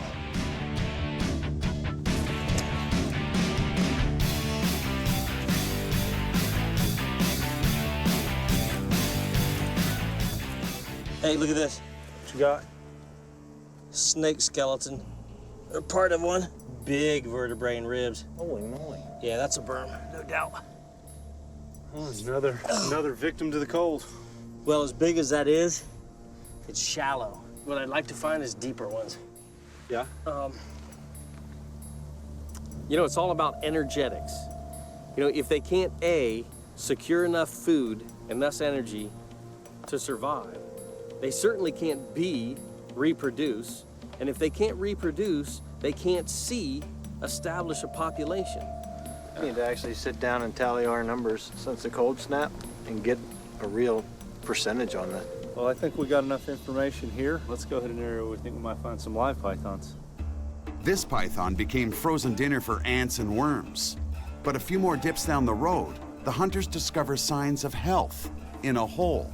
I'm trying to get a better angle. It looks like a snake shed. Check this out. Oh, the sun. You see that? Looks like a berm shed. So there's bits and pieces of it torn in there, so it's real fresh. If that's a shed, ants and the other ant critters will get to that and be gone in 2 days or less. That's definitely a Burmese shed. I mean, we got a snake around here then. Yeah. Finally, signs of life. After finding a freshly shed python skin, the hunters know there's a live snake in the area. Turtle eggs. Matter of fact, you can see where the nest was dug up. Turtle egg shells around it. That means there's definitely Burmese python food here because, you know, raccoons, possums, they're eating the turtle eggs. Greg needs to get out of my head because that's exactly what I was thinking is where there are turtle egg predators. That means there's prey for Burmese python. Look, there's something moving up there. There's something moving up in front of us. That's a berm. That's a berm. Right there, Greg, get there. He's coming towards you. When the sun finally comes out, the python hunter spots something glistening in the grass. Oh, he knows you're there. Look at the tail Yeah, going. he knows. Look at his tail going. He's wagging that tail. That animal is aggravated right now. He had a nice sun spot, and as soon as we come through that right there, he just started moving. He came out of a hole around here somewhere. I guarantee it. He's got his head covered right now, and he doesn't see us, so he's pretty calm. He's almost invisible. And that's not very much grass he was in either. No. Look at that. Oh, look at him. Yeah, see, now the sun comes back out. Yeah, look at him. He shines like a diamond. Yep. When he moved, all I got was like a reflection glint off the scales. If he'd have stayed stationary like this, we could have walked right over him. Even though this isn't its native home, the python's camouflage helps to avoid predators. Yeah, just drag him out. Drag him out in the open. Come here, buddy. Oh, yay. And when that doesn't work, Oh, yeah, he is upset. it's a feat of physics. A snake uses almost half its body in a defensive strike, and it takes just 1/6 of a second to happen. Yeah, he feels that heat coming off my hand. Sure does. Oh, yeah. He's forgot about me completely. You guys are moving enough. Yeah. Okay, maybe not completely. Ooh, get that tooth on there. Come on. He's trying. You can get it. Yeah, you can he's get trying. it. Look at that. Get that flesh. Look at that. That animal is It's a decent looking animal. Yeah, look at weight-wise. Yeah. But one of the smaller ones we've seen out here, and we look at these holes that we've been finding. That's perfect size to get in there. He could get in those crevices. It feels pretty empty. Little spurs. That's a girl.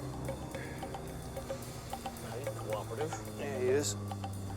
And we got 85. 7.5, Greg. 7.5 on the girth. The measurements indicate she's young and healthy. 86, 87. That's ideal python body temperature. And this snake's lean and mean, all of which have helped her to survive the Florida freeze. It's an important discovery. Who actually caught that one? What's that? I grabbed it first. You saw it first. You get to carry it. Oh, we'll just share it. Wait. Kidding? Wildlife officials think between 3,000 and 100,000 pythons live here. Even if it's possible that 50% succumb to the cold, there's still a huge python problem in the Glades.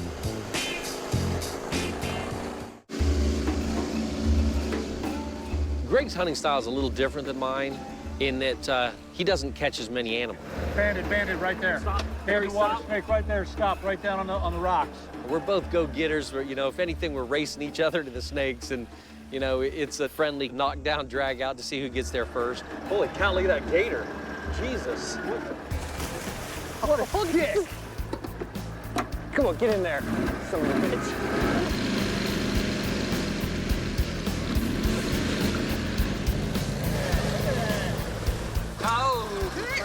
All right, give me my snake. I got this fair and square. Fair and square? You bailed out of the boat on me. Look at that gator. Look at that. You didn't see the gator? Yeah, I saw the gator. Yeah, I got that fair and square. Look at that. But he's a little sneaky about slipping out, trying to get that one up again on the numbers. No, this is a brown water snake. Yeah. Yeah, I mean, I thought it was abandoned at first, but this is a gorgeous brown water snake. Oh, no, not again. You got your phone? That's why I don't have a leather one, for just that reason. You know, there's one good thing about this, Greg. He's gonna be freaking miserable the rest of the day.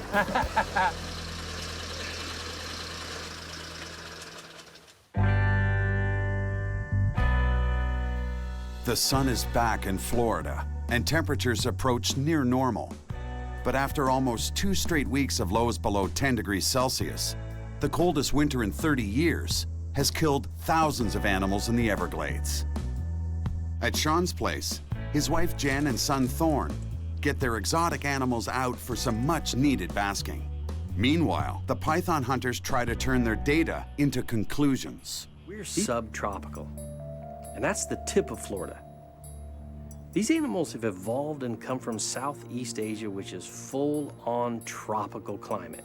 The farthest north animals we found are in very poor condition, and now all the way down into the south. We're finding just as many dead animals as we are live ones now after this cold front has gone through. Extended periods of cold is a death warrant for them.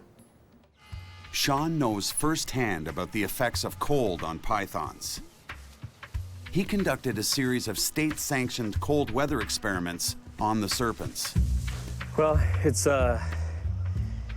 colder than snot out here. That's what I found. But you know, it's the morning of the 4th day. There's absolutely no response. I don't see any breathing. 26, 27 degrees. That's head temp on this animal. They are icicle cold. Magnificent animals, but they just can't take sustained cold like this. 6 of the 7 snakes perished in the cold. The 7th died later from a resulting upper respiratory infection. I don't see how all this talk about them making their way up to Georgia and the Carolinas and then to Virginia and on up to Washington has any merit at all. So you're saying we're not going to have pythons crawling across the White House lawn in 10 years? No, not at all. Don't believe they're going to be crawling across the governor's mansion's lawn in Florida or Georgia either. The very southern tip of Florida is the only thing that's going to support these animals. These respiratory infections with their immune system down could take months to take its toll on these pythons, so we got a lot more data to get out there and collect. But these giant snakes have also shown an incredible ability to battle back. I think they're resilient. I think the fact that we are finding, you know, a number of them still alive means that they're not down and out totally. We found that one Burmese python that got into that cold state, that catatonic state, and those vultures just, you know, picked a 15-inch by 4-inch chunk of meat out of that thing. As part of a fully sanctioned experiment, Greg took the python back to his reptile facility. There, he enlisted his son Lane in helping with its recovery. They gave the ravaged wild Burm water and a warm, dry spot to recover from its wounds. I'm gonna pass it off to you, all right, Lane, so I can inspect the body on this guy again. Still acting like that wild Burm. Can you get him under here? Slide under my hand. When Lane's at school, he's got such a reputation for dealing with wildlife. Tell me when you got him. That any time they've got a snake or something in the playground, they call him out of class to come catch it. All right, look at this. Well, look how good he's healing. And that was raw muscle last time. So this is where a bunch of them ate part of his skin right off, and then they pecked throughout his body. And we caught that animal from the nose all the way around this eye. Looked totally damaged. And after this animal has shed out, you can see he's got a little bit of scar tissue around the eye, so he's missing this big scale right here around that one eye. But other than that, everything else is healing perfectly on this animal. That's amazing. What do you think? I think he's doing good. Here's a maggot. That's good, isn't it? Yeah, that is good. You know why that's good? Because they eat the dead skin off. That's exactly right.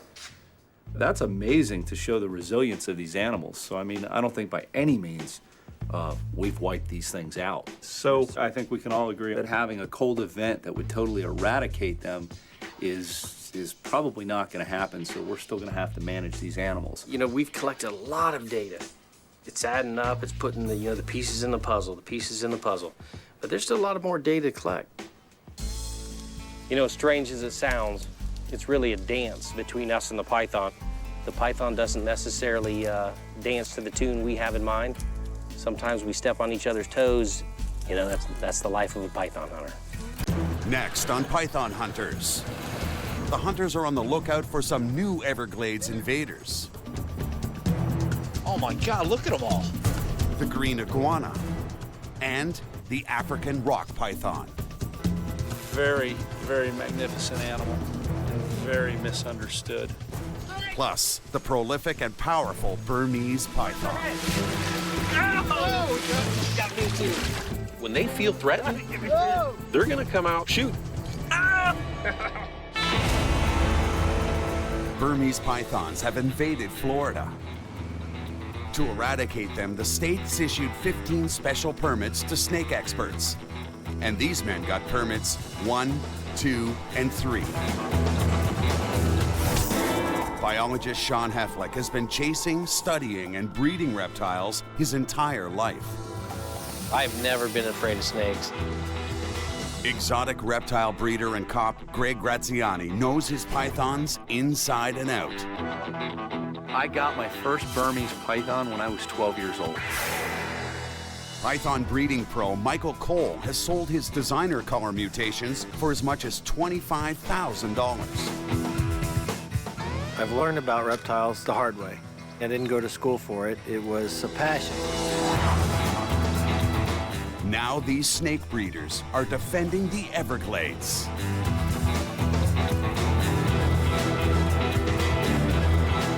They are the Python Hunters.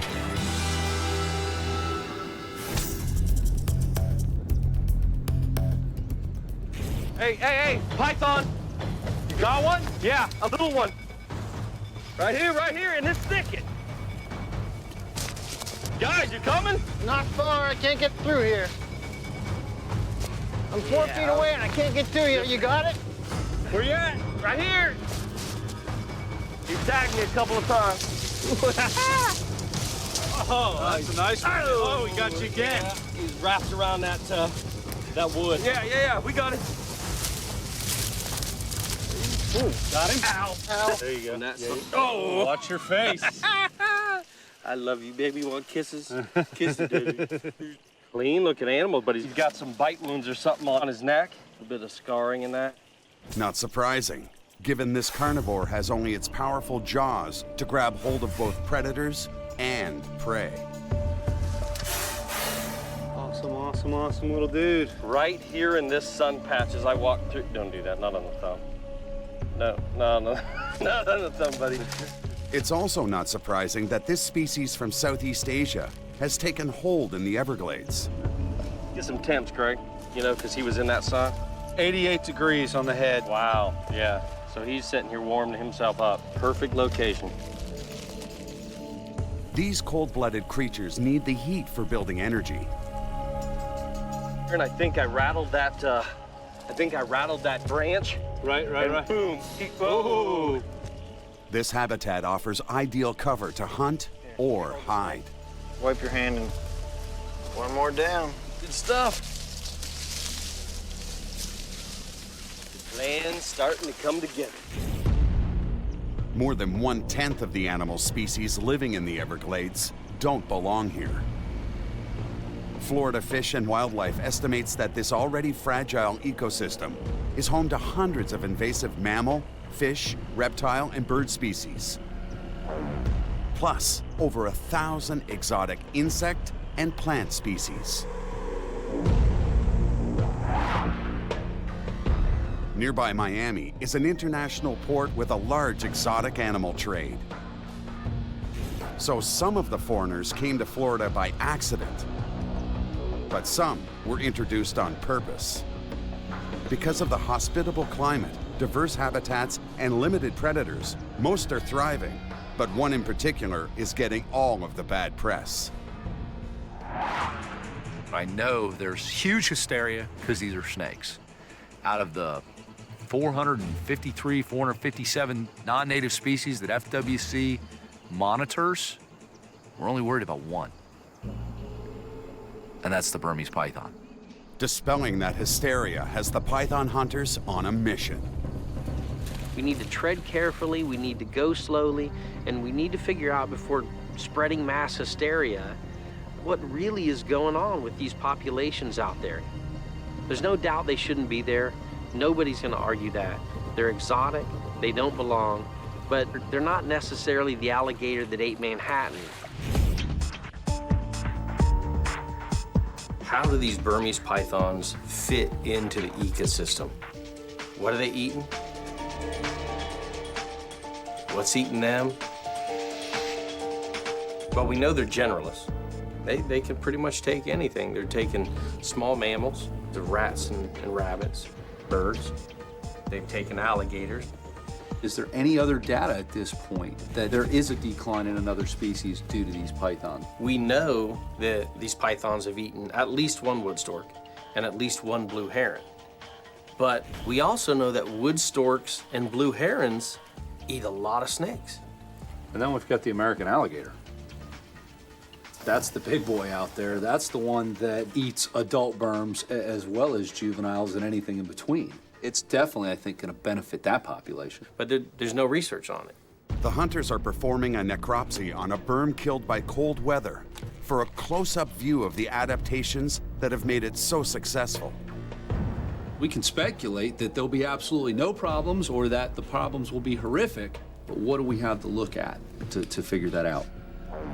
Maybe no one would notice if the pythons stayed in the wilds of the Everglades, eating rats and rabbits. But they don't.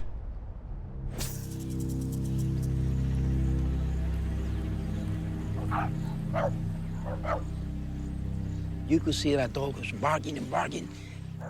We know something's wrong. Rafael Gonzalez thought it was crazy when his daughter told him what she smelled in the chicken coop. I already got like the sense of the smell of them. And like, you know what, they smell like snake around here. And the next day when we came, the snake was right there in the back. And one of her ducks is gone. An easy meal for a large constrictor that squeezes the life out of its prey. Michael knows firsthand the strength of a Burmese python. I can describe what it's like to be attacked by a python pretty good, because I was grabbed by a 12-foot Burmese python and wrapped up. It was my own mistake. I was feeding the animal, and it got a hold of my hand instead of the prey. And when it wraps up around its prey, it squeezes.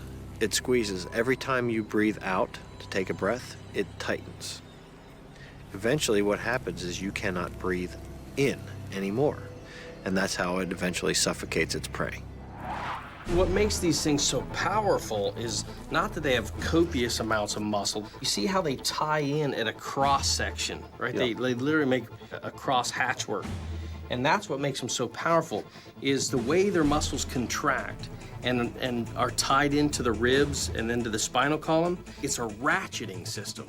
You know, it locks it into place. Burmese python, 12.5 feet long, is not big enough to suffocate me. Had I not known what I was doing, and if I were a smaller person, it could have been a pretty tricky spot to be in. Like the one the Gonzalez family was facing. Stuck in their fence was a snake, thick with their missing duck, swallowed whole. When they eat the duck, it was like this. The family decided to attempt to capture it. When we corner an animal like that, when they feel threatened, they're gonna come out, you know, shooting, so to speak. And she tried bite me and she bite the wood. She bite the wood, you know, we look and look. We were able to pull her out, okay, but she tried to get away from us. But at the same time, when we were pulling her around, she started losing like a fluid. It was like urine or something, and it smelled, but it was like an oil. It's spewing all over the place. Ah! They have glands that they'll secrete this foul-smelling odor. And if you're a predator and you get that in your face, or you get that, God forbid, you get in your mouth, you're gonna think twice about devouring that thing. The Gonzaleses got the python into a bin. With its energy completely depleted by digestion, the snake regurgitates its prey as an escape tactic. This is her mouth right here, and this is the duck. And here's when we called the fire department and they came to pick her up. This is the snake itself. I'm afraid especially for my animals, my dogs, okay, because they're small dogs. She was able to get a duck. I know my dog is just a perfect dinner for her.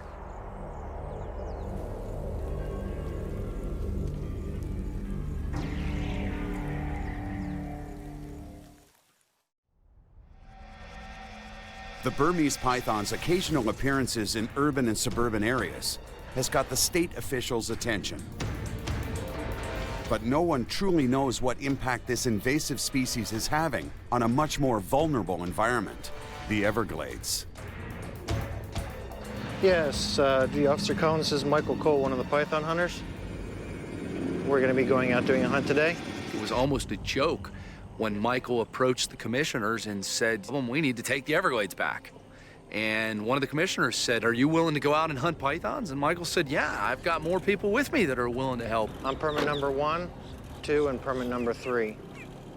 And the commissioners were like, well, it looks like we've got 3 guys that are serious that can go out, collect these snakes, get the data we need to see exactly what, if any, detriment they are to the environment. And that's pretty much how the team got put together. Slow down, slow down. Oh, what are you hollering about, man? Oh, nothing. Just a burp. Look at that. You gotta walk not 20 feet from here. Coming towards this log. I don't think I'd have seen it, but it was moving. They can barely see it, and it can barely see them. You know what? It's in a shed. It can't even see. Totally blued. It has no idea. If I stand still, this snake will crawl right past me. Oh, he's deep in shed. Look at that. Yeah, that's I don't think you can see it. The damn thing. As snakes grow, their skin doesn't. So they need to shed their skin as often as several times a year. The clear scales that cover their eyes dry out and appear to turn blue. For that time, they are nearly blind and have to rely on their heat sensing to know when another animal is near. He doesn't even know that's my foot. He senses something. Look at him sniffing. He also's got that heat sensing. He just realized a big, massive animal just got in front of him. And look what he did. He immediately rerouted himself. Yeah. You know, in this state, that snake is defenseless. Almost defenseless. I mean, you can come within 2 feet of it and do whatever you want. Yeah, predator would have no problem taking this animal right now. I tell you, this is pretty cool because we rarely get the opportunity to watch these guys like this. It's always run, snatch, grab, you know. Because of the shed, I guarantee it. All because of the shed. I can get some pics while he's, while he's doing his thing. This foreigner's survival is helped by its tan, brown, and black camouflage, blending it seamlessly into the glades grasses. In this viewfinder, I can't see him. I mean, I know where he's at. I have to look with my naked eye and see that one section. For the capture, Michael's snake catching technique is one that should only be used by experts. Typically what we'll do is grab the animal by the tail. And a lot of times at that point they get aggravated because they're being restrained and they want to know what has them. You can see this animal's being a little bit aggressive here. We can use this hook here to direct the head a little bit.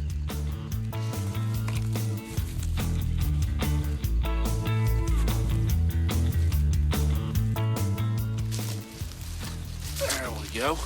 And once we've got the animal behind the back of the head there, got him under control, we can control the tail, which again, you can see he's starting to musk and urinate and defecate. And the first thing they do is start to try and bite you, and then they start throwing loops around that head until you release it.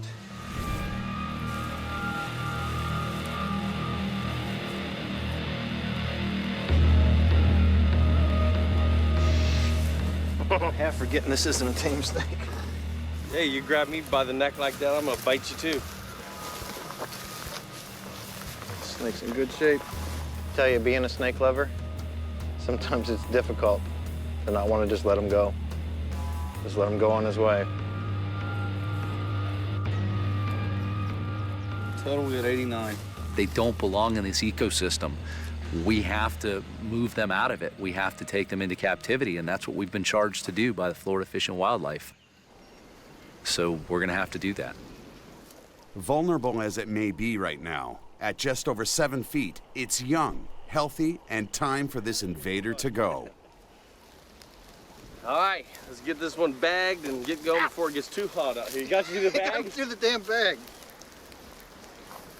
You can go deep. That's all right. After nearly 2 decades of pythons breeding here, the hunters face an overwhelming task.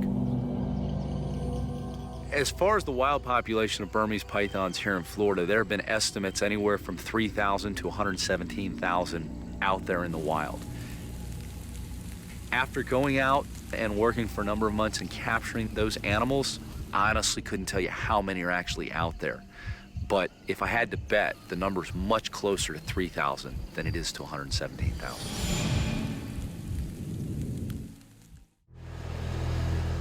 The hunter's task today is to determine just how much damage invasive species are doing to the Everglades. As far as the invasive reptile species in Florida, we really don't know if any of them are actually detrimental to the ecosystem or not. South Florida is now home to a number of species, both birds, fish, mammals, and reptiles, that are exotic and have been established. That sun's feeling good. We haven't got any studies back that actually show a decline in native species. Man, box turtle shell. We need to show that there's a decline in those species for there to actually be an ecological problem. So that's part of what we're here to figure out. This is a native Florida box turtle shell. It's a neat little turtle, actually, that lives down here in South Florida. Rather rare to find anymore. They used to be very abundant, but crossing the road, and actually they make great pets, so they were collected up for pets in a lot of places. Now that state laws protected them, so we're not allowed to just take them. Poor guy has probably died in the brush fire that came through here. Brush fires are a natural process in the Everglades. Valuable for renewing the soil and the plant life, but deadly to any small animal unable to outrun them. And it's amazing to me to see within a couple hundred yards, 3 of them. I haven't seen 3 Florida box turtles in the wild in the last 20 years. What do you got? Turtle nest has been dug up. It's a fresh one, which means there's got to be some good prey on this island for some berms. All the other turtle nests we found have been, really, dry and. Oh, these are still, look at this. They still got yolk. Yeah. Look at that. That was probably dug up last night. Oh yeah, it's not dried at all. The egg's still supple. I still got a good egg in here. Really? Yeah. Oh, don't molest it. But it wasn't a Burmese python that ate these turtle eggs. Some mammal has more than likely found these eggs and scarfed down, what, 1, 2, 3, 4, 5, 6? The only 7? mammalian predators that are gonna do that kind of damage is raccoon or possum. Yep. I think the best thing we do, we don't know how many other eggs are down here, but is go ahead and cover this back up gently and go ahead and throw some of this foliage back over here, and hopefully, maybe our scent will be enough to keep another raccoon or something out of here. All right, and I know this may sound crazy, but I'm gonna urinate around this thing to keep predators away from it. Knock yourself out.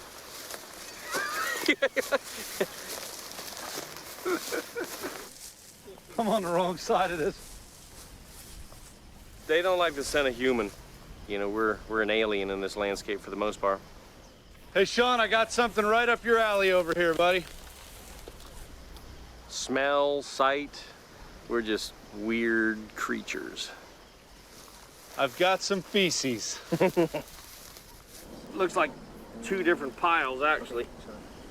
This one, full of turtle eggs. Look at all this. And even better, we've got an insect wing. So whatever this was, it's a generalist. It's an omnivore. And if you look here, got some telltale signs of hairs that look like possum hair, probably taken in from grooming. So it's possibly a possum. Yeah, unless a raccoon was grooming a possum. That's a possibility. I feel like I'm hunting with Elmer Fudd. Well, I certainly would have expected it to be raccoons rather than possums. But you know what? Possums are just the consummate omnivore. They just like to eat anything they can get a hold of. Small mammals are ravenous and resilient and can upset this fragile ecosystem. But the hunters have a bold theory on what animal is balancing that. These Burmese pythons may actually be slithering right into a niche that has been depressed, and that is the mesopredators or the middle predators. No one wants them there. We realize they don't belong, but they'd be doing a service. We've lost a lot of those predators, like the bobcats and the coyote, that would feed on the same thing, the rats and the raccoons and the rabbits down there. This has got some good beetle parts all through it. Look at that. Yeah. You guys are finishing up here? I'm just backing away. Now who's getting excited about a little feces, huh? Here we go, look at this. All right, that's very interesting, and you guys enjoy the rest of your feces. Yeah, we got a lot of good stuff. Let's go find something alive now.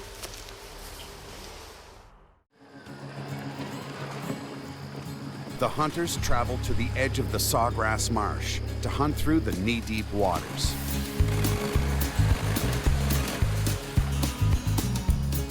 There's some snail eggs. Yeah, those aren't native though. Those are the Asian apple snail eggs. Not supposed to be here. That's all we got up by me.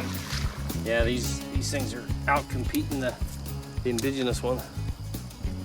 You know, the indigenous ones are large, about twice the size, and white, just snow white. These are real easy to tell because they're pink and small. Yeah, the native ones are, the egg itself is twice that size. Well, you know, there's only one thing to do with these, right? Shoot, all you have to do is drop them in the water at this point, they drown, right? Guaranteed better than that. Just squish them and be done with it.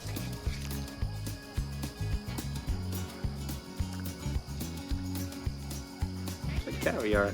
It tastes like crap. I'll take your word for it. Water is way deeper than I thought it was gonna be. Yeah. I think the hardest thing that goes on when we're out hunting snakes is truly finding them. Oh, squishy there. I mean, we put a lot of time and a lot of effort out there. We bust our butts. It's hot, it's mosquito-ridden. You know, there's lightning. We can get rained on. It's putting in the time on the ground, putting in the effort, sometimes painstakingly so. You're in sawgrass, you're in water, you're getting muddy, you're getting filthy. Stuff is thick.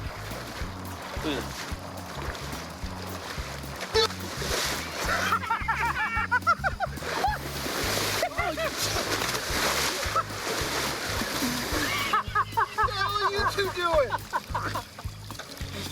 I think I just sucked a snail at my...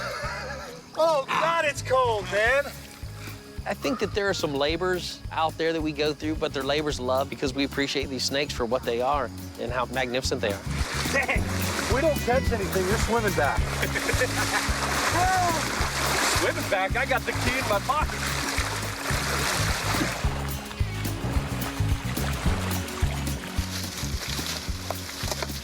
Ah, this is gorgeous. Look at this, man. Nice, high and dry. This is female laying terrain right here, man. Yeah, this is nice. At least look at that mountain. That mountain's 3 feet above water level. Yeah. Nice sunspot right through the center here. Look at this. What's that, Michael? Oh. He said that this reminds him where he used to bring his cousins when he was younger. Wow. I'm not even gonna touch that, Sean. Oh, I'm sorry. I hit too close to home.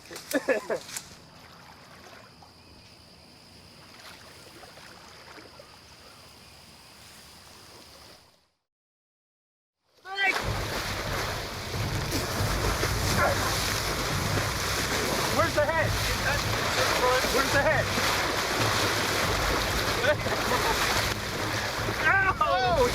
Got me too. Hang on. I got it. All right. Good job, Michael. Good snag. Good job, was he man. floating, swimming? Which way was he headed? Did you hurt something? I broke a knee. You got it? All right. It was worth it. You all right? Yep, I'll be fine. It was worth it for the cause, buddy. Ooh. Oh. That's my snake. Little frisky. Hey, come on, man. Yeah, let's bag this one. You know what, though? Here's the kicker. Oh, he got me, Lil. Yeah. He nicked me. Oh, you'll be all right. Well, we've got 2 islands here. Obviously, this animal's moving from island to island. But this is your snake, right? I wasn't expecting one out here. But this is your snake, right? Well, yeah. 100% your snake. My God. All right, just clearing that up, because we got to go back to the beast. We got to get all the measurements and everything. We'll give you a GPS. And you come back. It's pretty simple. We're halfway between these 2 islands, so it's a real easy spot to mark. So you come back but and get it. It's your snake. This guy's been out here probably since it was born, living in one of these tree islands and traveling back and forth, getting what it needs to eat. This is probably right around 2 years old. It's either a 2 or a 3-year-old. It just depends on how much food it's actually getting out here as to how fast he grows. The hunters can guess at the approximate age of the snake by its size. Hey, look at this. I mean, this animal is full of fatty bodies. Back at the lab, the necropsy shows this snake was a healthy predator. He's definitely been eating. We got all this fat stores over here. Food intake is stored in fat deposits that run along the length of the snake's body. Nothing in there. Obviously, this animal is eating well enough, and they're efficient enough to only eat a few times. Yeah, you know, we've heard that the media and others have put that out there, that they're talking about these animals eat daily and they're sucking down all this food. And we know that not to be true. It could be out there maybe only having to eat once a month. Maybe that constitutes 12, you know, fair-sized prey items. And maybe not even that many, because you look at the cooler months where they don't feed. So maybe that constitutes 8 or 9. It has done well to adapt to these newest surroundings. Well, thanks to us, no more. The average size of the Burmese pythons the hunters are capturing is around 9 feet, about 3/4 of their maximum length in the Everglades. So the hunters don't believe the opportunistic pythons are pillaging the Everglades of its endangered species. But what impact could the thousands of pythons be having on the rest of the ecosystem? Anytime there's a large injection of a creature that gets to such immense size and preys on such a wide variety of animals, that there is a definite possibility of it becoming established, and especially in an environment such as the Everglades, where we got great weather year-round and lots of stuff to eat. It's a swallowtail kite, one of the most graceful birds of prey that there is. Fortunately, they nest high, and they don't hardly ever come to the ground except for when they're on prey, so the Burmese pythons shouldn't affect them too much. This guy just won't quit. Trying to get you? He still wants a piece of that animal. You know, there's a lot of speculation there about this wild population down there, and I think really the goal of what we're trying to do is the more pythons we catch, the more data we collect, and the better the science that comes out the other end is. And it helps us answer the valuable and critical questions that so many people have. Greg, look at that gator right there. He's coming in for a Burmese python dinner. Sorry, buddy, you'll have to get the next one. This one's mine. Most never questioned that the American alligator was the apex predator of the Everglades, until recently. In 2005, Everglades National Park Service made an incredible discovery. A Burmese python was found split open with the remains of a 1.8-meter-long alligator inside. The photos crossed the globe, raising questions about who is the top predator in the Everglades. When this picture came out, and then the media's imagination just ran wild. They want, you know, Godzilla, you know, versus the giant serpent. And we know that not to be true. It's just an impossibility. And there are a lot of issues with this picture. And one is that, you know, this python swallowed this alligator alive, and then the alligator clawed its way out of the python. Anybody who's ever dealt with pythons in captivity knows that pythons do not eat live items. Well, Burmese python can't crush on a 6-foot alligator skull. Absolutely not. My first thought when I saw this picture was, here's a dead alligator that killed a Burmese python. The alligator skull was crushed, so it was either dead or dying, and the snake ate it. And he's going to consume something that's already dead. He's going to take that chance before he's going to go after a live one and have to fight it to kill it and do that. So he'll try and eat something bigger. Let's say a large gator comes along. You're this python sitting there trying to digest this massive meal, and he sees an opportunity. If you're under those conditions, now you become the disadvantaged prey item for a predator. And you have a bit of a struggle, and a gator being a gator rips your head and part of your neck off. Free meal, and he swims away with it. One thing's 100% sure. If we get rid of the Burmese pythons out there, this can't happen again. Florida's thousands of invasive plant and animal species cost the state hundreds of millions of dollars a year between the damage they cause and the efforts to control them. And now there's a new kind of python fish and wildlife officers need to contend with. We're not just dealing with the Burmese python. We're talking about the African rock python. Very, very magnificent animal. Incredible looking. And very misunderstood. The African rock python is the largest snake in Africa, and in the pet trade is mistakenly thought to be the most vicious of the giant snake species. Unfortunately, the African rock python has gotten a bad name for being aggressive and nasty, and that's simply because very few people have ever worked with captive African rock pythons. Since 2002, authorities have discovered 8 African rocks in a small area east of the Everglades, including a female with eggs. Thought to be once released pets, this discovery is raising fears of a new invasive population taking hold. Or worse, a combination Burmese and rock python? Somebody came up with an idea.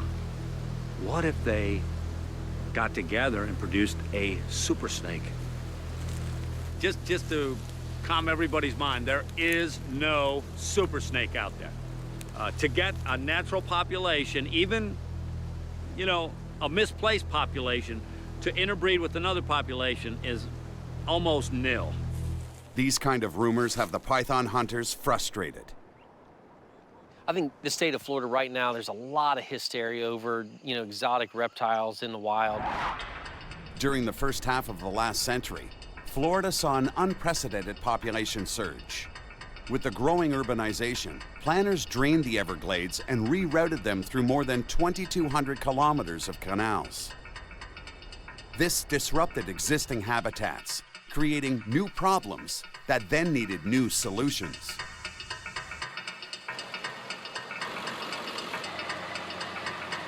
Hey, Greg! Since their introduction in the 1930s, the cane toads may have had more of an impact on the Everglades than the pythons. Oh, you got a bufu toad there, man. Another one of our alien invaders here. Look at that boy. That's a big fatty, too. They now number in the millions. That guy's gonna have to come with us, another invasive animal here. Well, this was introduced to control the cane beetle. Here's an animal that was introduced for a good purpose that turned out to really take over, and it's a big pest down here now. Right. It's kind of like chasing your tail. Well, we can fix this problem, but we're going to create 2 more. Very few predators for this animal because of the poison glands. It secretes poison. So I can squeeze him a little bit, and you can see the toxin coming out of there. An animal bites onto that, it gets some of this poison on it in his mouth. He's done. He's out of here. He's not going to finish eating it. Yeah, looks like he's actually got some damage to one of his glands there, like he's actually been bit by something. Well, we notice he's still here. Yeah. So those poison glands right there. They must work. Now, my son won't mind him coming home. Another neat little critter, but one that doesn't belong here, so let's get him removed. All right. The cane toads demonstrate that effective defense strategies are key to an invasive species' success, even for the smallest of them. Fire ants are an impressive species. You know, they account for a massive amount of biomass destruction of native species. You see, they just go crazy when you disturb the nest. You can see how they just hunker down, sting, inject that venom. Pretty horrific if you were an animal that typically fed on indigenous ants. They have no natural predators here in the United States and down in South America. Strangely enough, flies regulate these things. The flies come in, they lay their eggs within the colony, they hatch out, and that's the way that fire ant populations are maintained. Here, they've got nothing. Nothing wants to eat these things. If you really want to, you know, put yourself in that situation, is if you eat somebody, you know, chew fast. They're real acrid, they're real acidic, and not the best tasting of ants, without a doubt. Go ahead. No. What? You gotta try I don't know it. where your hands have been. It has nothing to do with the ants.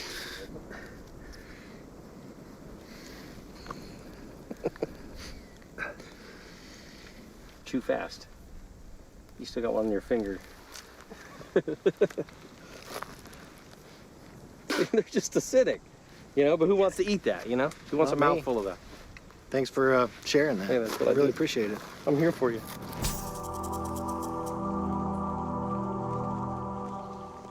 Tell you, this is pretty sad. You know, this is nothing but exotics in here. This, you know, right underneath a canopy of Australian pines. And, well, they are well adapted to South Florida. You know, they get a foothold and they just keep growing. And the crazy stuff is that all of this, the needles that they drop, contain a chemical that suppresses the growth of indigenous plant life. That's why there's absolutely nothing else besides this growing up. Their roots secrete the same chemical, which allows basically just them to grow. I mean, it doesn't get more invasive and you know, adapted than that. These were all purposely brought in here, that people didn't realize how devastating they were going to be down the road. Now, South Florida is, you know, the perfect breeding ground for all types of exotics. Very few other places in the world, especially in the U.S., could support this type of stuff. Because of its subtropical climate, the Florida Everglades are home to more invasive plant species than anywhere else on Earth. That's what people don't understand is worldwide, plants are far more problematic as invasive species than animals could ever be. Let's see if we can find some pythons in all this mess. You know what? I always wanted to go to the outback snake hunting. I guess we're here. Welcome. Welcome to the outback. Oh, what's that? They do find a python, but it's already dead. No doubt. Look at that. Nice large vertebrae on that. Look at the size of those ribs. That is a big animal. But nearby, the hunters uncover the python's last meal, another Everglades invader. We got this is pig hair. It's a feral pig. You want to talk about the most invasive, you know, animal besides human on this planet, at least in Florida? These feral pigs are just, they tear the landscape up, they tear crops up, they feed on anything. They're opportunistic omnivores. You know, they'll eat snakes, they'll eat anything they can get their little mouths on. But unlike the Burmese python, not all of Florida's alien species are considered a public menace, especially at Beachside.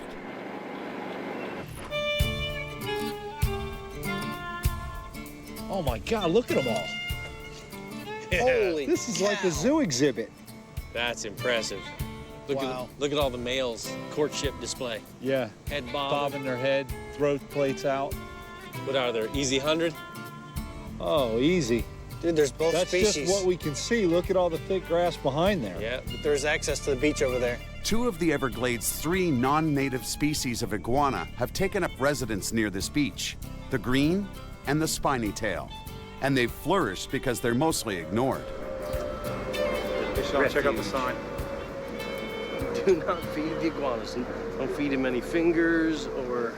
You know what, though? They just put up a sign, don't feed the iguanas. They don't call in a trapper to get them. It's amazing, as an invasive species, that people are tolerating these animals right here. Talk about exotics and invasives. Here you've got two large iguanid species, the green iguana and the spiny-tailed iguana, and they're cohabitating right here under this huge cement slab. Originally from Mexico and South America, the iguanas came as stowaways on ships, were escaped or released pets, or were even blown here by hurricanes.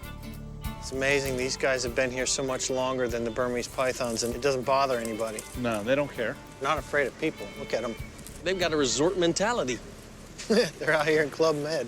That was one python out there, there'd be 911 calls, Yeah. let alone 100 pythons coiled up out here. People would be freaking out, and Yeah. they'd evacuate this end of the island. No, there's your pretty white male right there. I'm about ready to sneak up here, see if I can catch one. Yeah. Tell you what, well, you know, I always keep a nice pair of gloves just for this situation here, because like we talked about, these guys are gonna tear you up. You gotta worry about the claws, the mouth, and the tail. It's coming to me. Wait for it. Sissy. Well, we'll see who catches what here. That dude's That's incredible right there. magnificent Look at right that. there. If you want him, you better cut him off, because they're all gonna pile in that hole right there. See, they've He's taken already their time going. one at a time.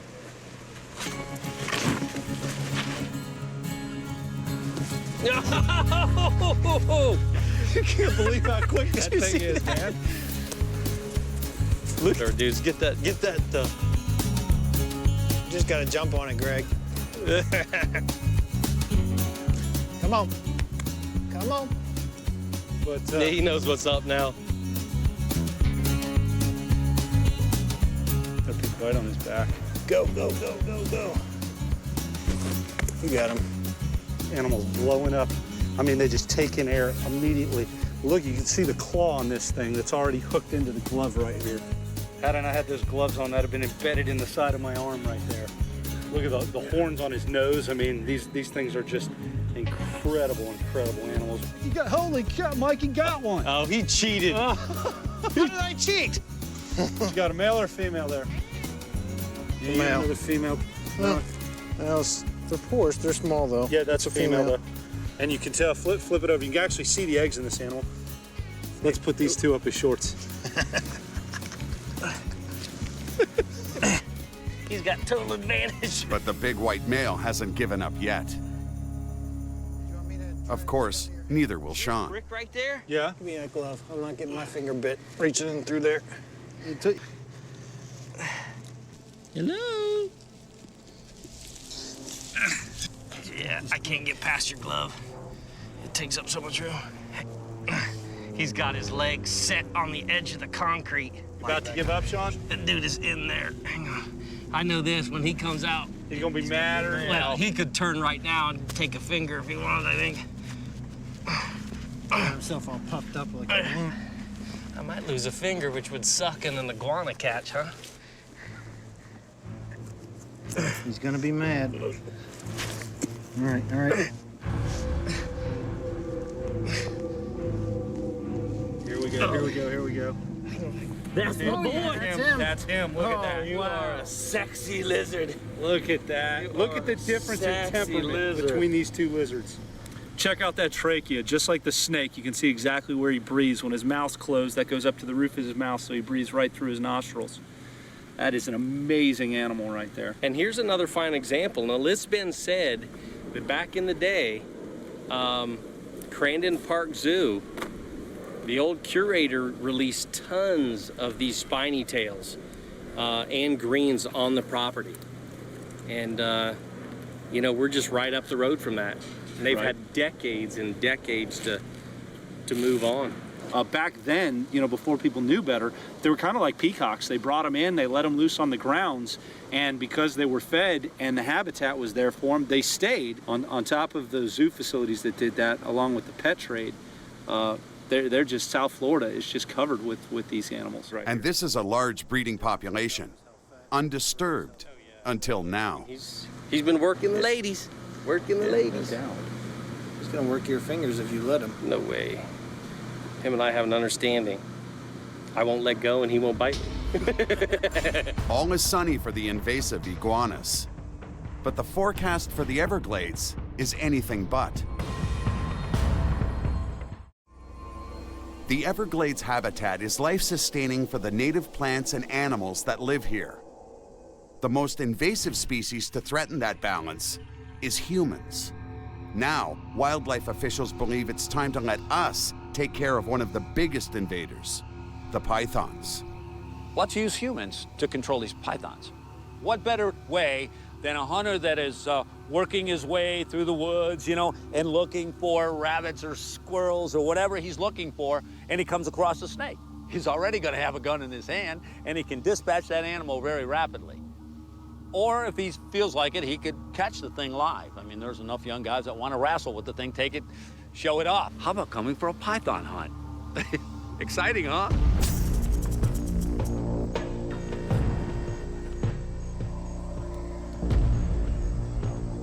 Yes, this is Michael Cole, one of the python hunters. Yeah, we're going to be doing a hunt tonight. Permits 1, 2, and 3. Greg Graziani, Sean Heflick, and Michael Cole. Let's get a move on before we get wet.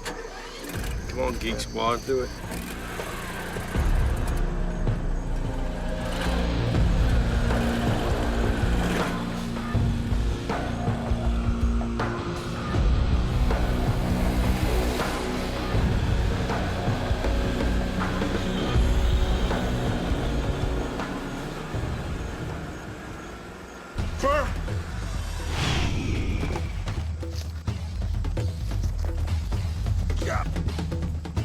Whoa! Oh, there he is. One away.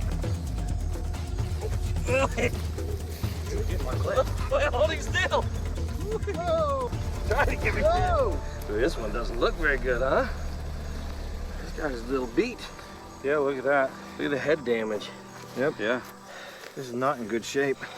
He's got marks all over him. He's had a rough time. Yeah. Even the weakest python can still pack a punch. Yeah, he's got good. I got the head, and then it had just some debris up by its nose, and I went to clear it. Yeah, go ahead and try that. I told you. You gonna do it again? Did you hear him scream? I know you squeezed that animal's ass when I did that. I know Greg squeezed the tail. It's all good. I got something for him. You know, it all comes around. Not the prettiest snake in the world, but you know, they don't have to be pretty for us to capture them and get him out of this system. Typical Sean. Can't deal with authority. I warn you to, yeah, go ahead and try that. Not 3 seconds. Bam! Ah! I think the misconception is that you think I view you as an authority. I think therein lies the issue. I think I've already proven you should. No. Why, squeezing a snake's ass and getting me bit? What if we learned about the Burmese? We know that they have predators. We know that they're providing an extra food source. We also know that they're taking animals out of the ecosystem. What we don't know is where that balance lies. Well, that's true. We need to get a lot more gut content because it seems that on these species that we have had reports of them eating, it's one here, one there. Most of the consistent stuff we're finding are, you know, rodents and rabbits.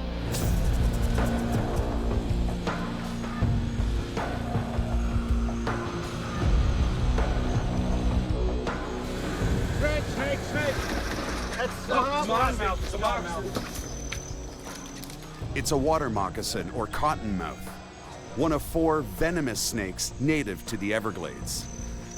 Man, that's a stinky snake. Yeah. He's already got a fang hanging out Oh, this see that side. venom just dropping? You see that? Yep. He looks like he's grinning at us. White sheath hanging down over that fang is what you can see right there. Get the name, Cottonmouth.